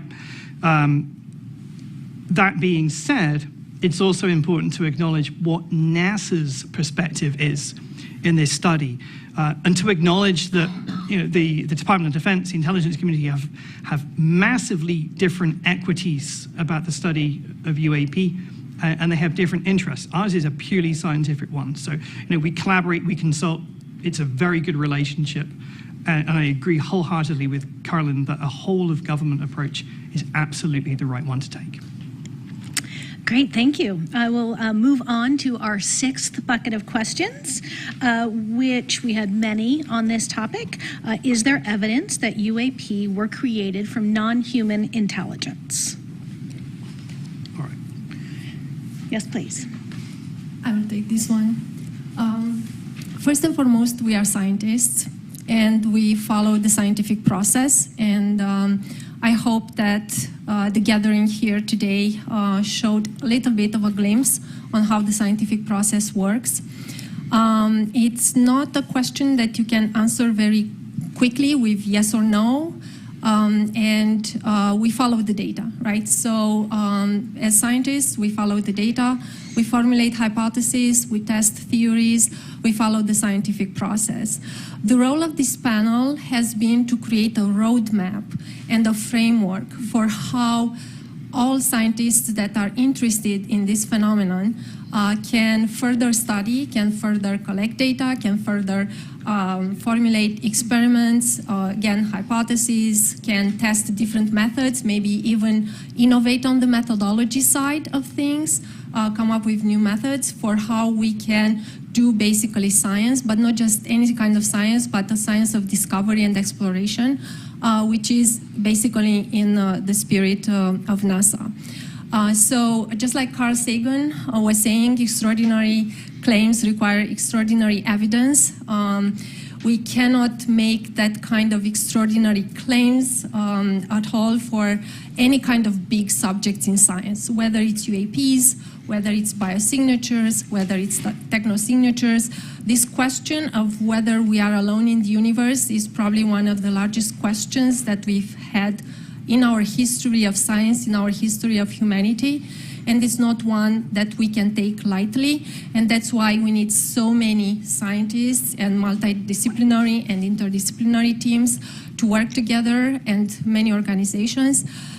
So it's a process, it's a roadmap, and we work collectively on this. And we hope that within our lifetime, we will be able to answer this big question of whether we are alone or not, and also to better characterize this phenomenon, which is UAPs. So. I want to sort of supplement that excellent answer by noting that we have not seen the extraordinary evidence, right? I mean, in a sense, to give, to make the claim that we see something that is evidence of, non-human intelligence would require extraordinary evidence, and we have not seen that. I think that's important to make clear. All right, then, I will move on to our seventh set of questions. We received many questions about the budget that is being dedicated to this. How large of a budget will NASA allocate? How large of a budget is NASA allocating? And how large of a budget will NASA allocate towards the study of UAPs? Dan? Yeah, that's a Dan question. So there are two separate questions in there, which is, what is the budget for this group, this team, and what is the budget going forward, I think. Now, the budget for this independent study team is very consistent with any other of our external review groups that we bring into the Science Mission Directorate on an annual basis. So, we have maybe 100, 200 such groups, entirely consistent with that. Also important to say going forward now that NASA has not established a program relative to UAP. And as a result, there's no associated programmatic funding. But this is how NASA works. Federal budgeting is a complex journey, of course, and the way NASA, particularly NASA Science, likes to work is we anticipate and weight recommendations from independent groups such as this one, and we need to wait on final recommendations, and then we'll make an assessment. So too early to say, but of course that's all couched in the fact that federal budgeting is a very complex process, and we will always follow the law. All right, we're making good time. We have one more question that encompassed many of the ones we got, which is, has NASA encountered any aliens or extraterrestrial life? What happens if the public comes across extraterrestrial life?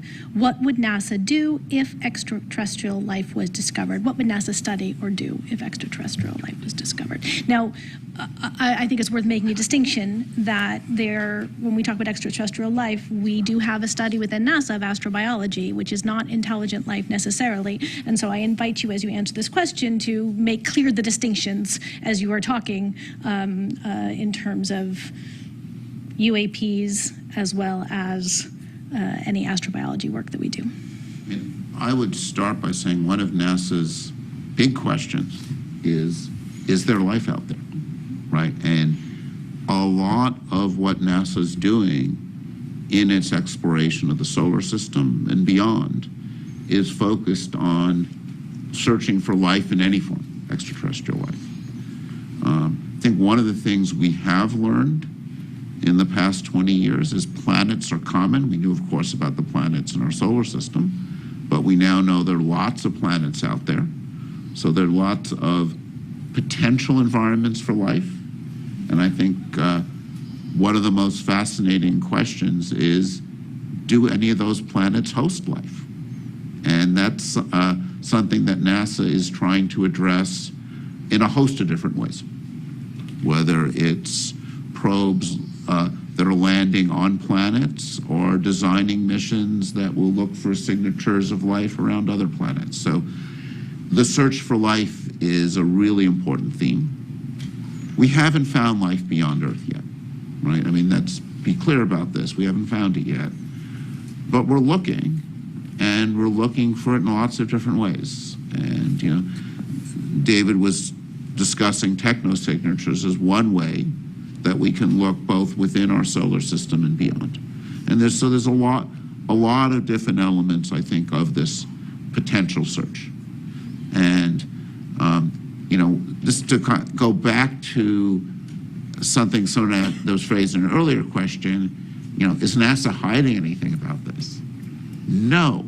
This is actually what, answering this question is one of the things that NASA as an agency is excited about. It's something that lots of scientists working with NASA are excited about is this question of, is there life out there? And I think one of the things that makes this question of are we alone such a central question, not just to the scientific community, it's a central question, I think, for the public. I suspect there are more people watching this than the typical episode of NASA TV, right? And this is something where we will have media coming to the press conference because these questions touch on something that I think is really a deep question for humanity, is, are we alone in the universe?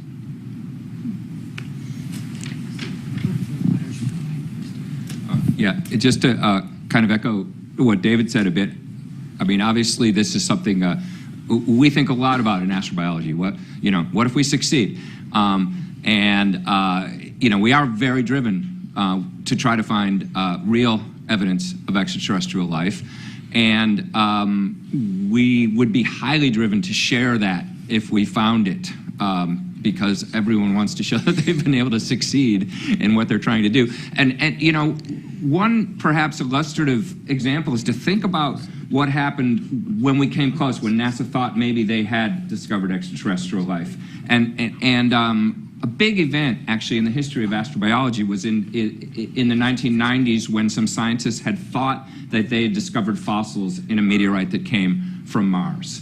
And what happens is you don't announce it immediately. You try to make sure you're right, because you also don't want to have false alarms and announce something and then you go, oops, sorry, we were wrong. That was a mistaken analysis. But what happened was when the scientists were sure they were right, then there was a big, in fact, presidential press conference with President Clinton and NASA, and it was a big public announcement. And that's what would happen. If we discovered something, we would try to make sure we were right, and then we would very proudly and loudly let the public know about it. Thanks. We have just 1 minute left, so I'll let you finish up. Yeah, thank you. The only thing I wanted to add, I wouldn't at all liken it to alien or extraterrestrial life, but in astrobiology and exobiology, there is the exploration of our planet as an analog for what might be found on other worlds, and what is extreme cold, what is extreme heat, a volcano, a black smoker at the bottom of the ocean, what lives there, and how is that even possible? And things we still discover throughout our ocean might look alien to a lot of people, right? And we keep discovering new species of different things, whether they be microbes or algae or, charismatic megafauna, whatever they are. But there are synergies. I know there was an initiative years ago at NASA called Oceans Across the Solar System, and the idea was, could our own Earth's ocean be used and the life within it as an analog for what might be discovered elsewhere? So I think that's an example of a potential synergy of interdisciplinary science, research, observations, etc., collection of data and information gathering that could be useful in the future. Thank you all so much. I will hand it back to David Spergel, your chair.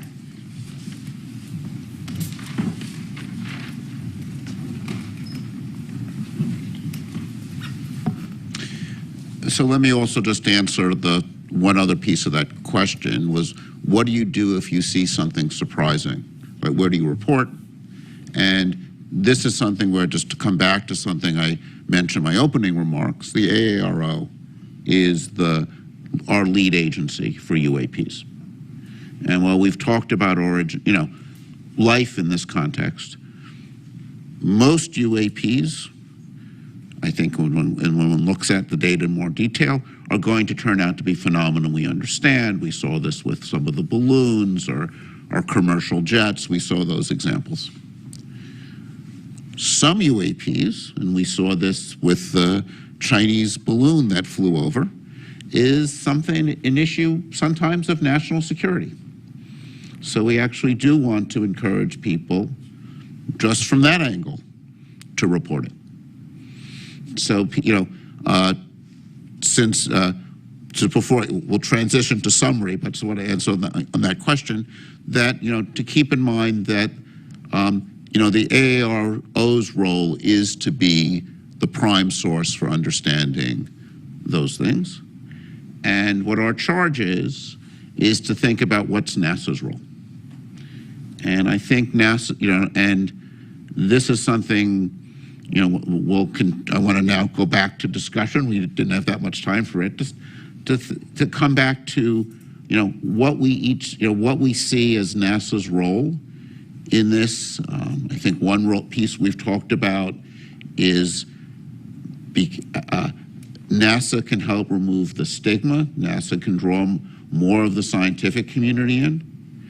And I think what NASA can help do is provide standards of high data quality.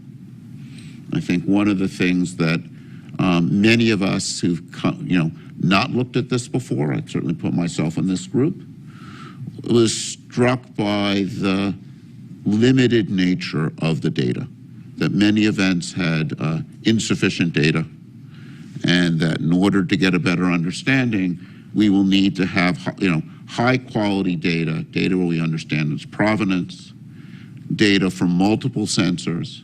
And I think one of the things that's, even from the same sensor, as we saw, in Josh's analysis, also in the event Sean showed us, when you can observe event over time and get velocity information, that gives you a lot of additional information. So we're going to want things with high frame rate. We're going to want things from multiple perspectives. So I think those are all going to be pieces of things that we want to think about. I think this is an opportunity for citizen science. I think if we can come up with recommendations in our roadmap that point to ways in which we can people can collect data. I remain a big fan of these things. They do take over our lives too much, but they are fabulous data collectors and I don't know, there's something like 3-4 billion of them that are on the planet.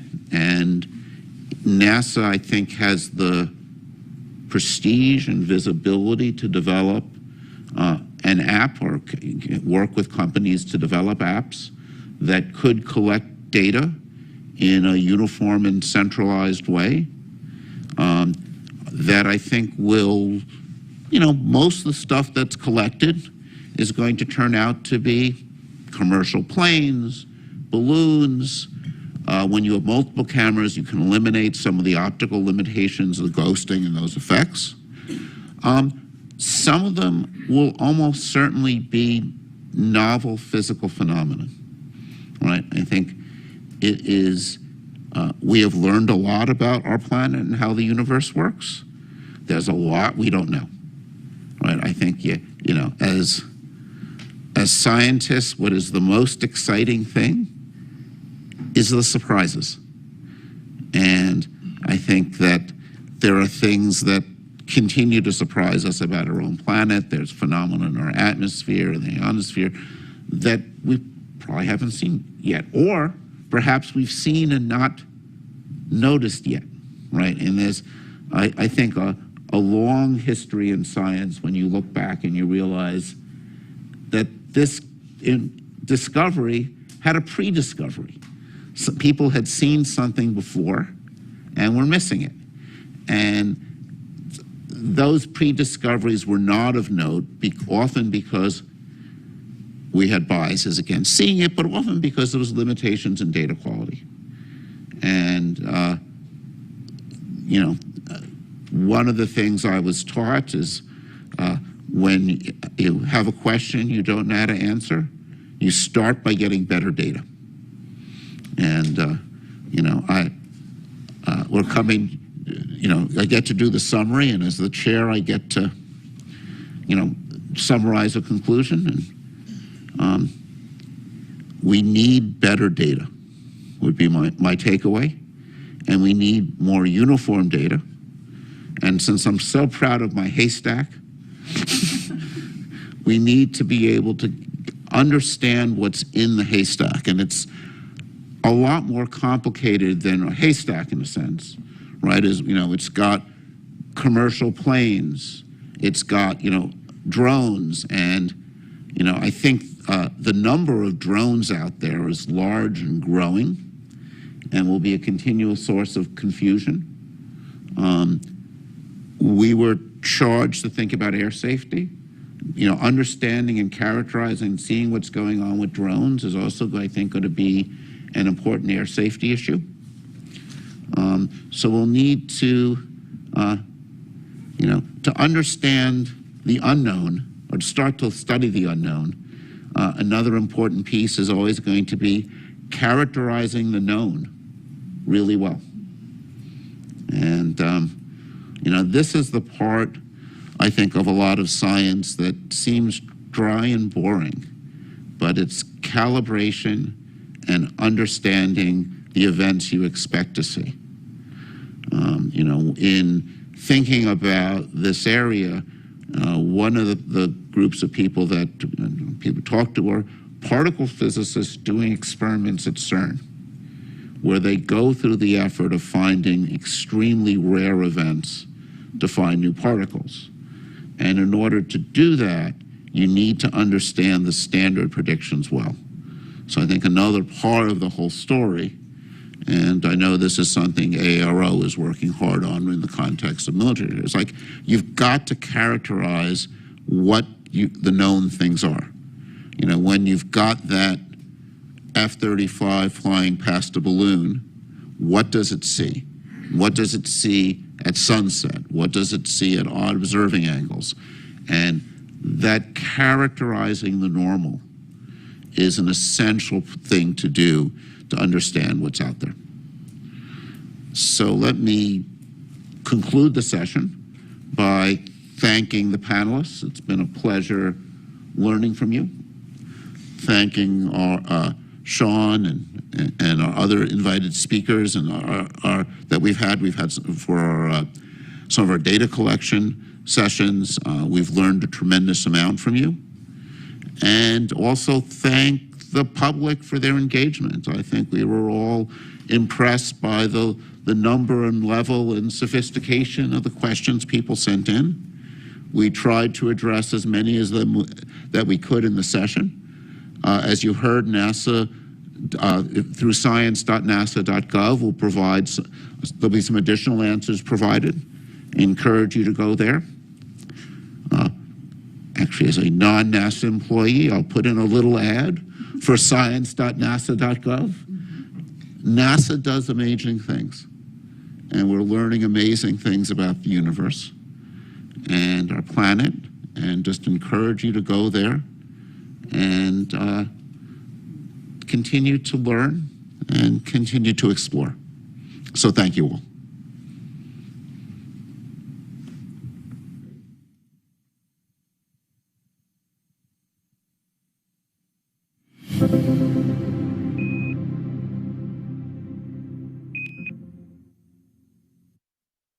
We are going. The history of this agency is marked with broken barriers, once viewed as impossible, with science fiction turned reality, with innovations that have spun industries all their own, and with demonstrations of peace for all humankind. We soar in the skies of our home planet. We maintain a human presence just outside of gravity, and we touch points all across the solar system and beyond. We're going back to the moon, and this is why. The moon is a treasure trove of science. It holds opportunities for us to make discoveries about our home planet, about our sun, and about our solar system. The wealth of knowledge to be gleaned from the moon will inspire a new generation of thought and action. Without fail, Every major program and mission NASA has invested in has led to technologies and capabilities that have shaped our culture. The breakthroughs of the Artemis era will define our generation and the generations to follow. The tens of thousands of jobs associated with propelling us to the moon today are just the beginning of a lunar economy that will see hundreds of thousands of new jobs develop around the world. This is not an ambition of one entity or one country.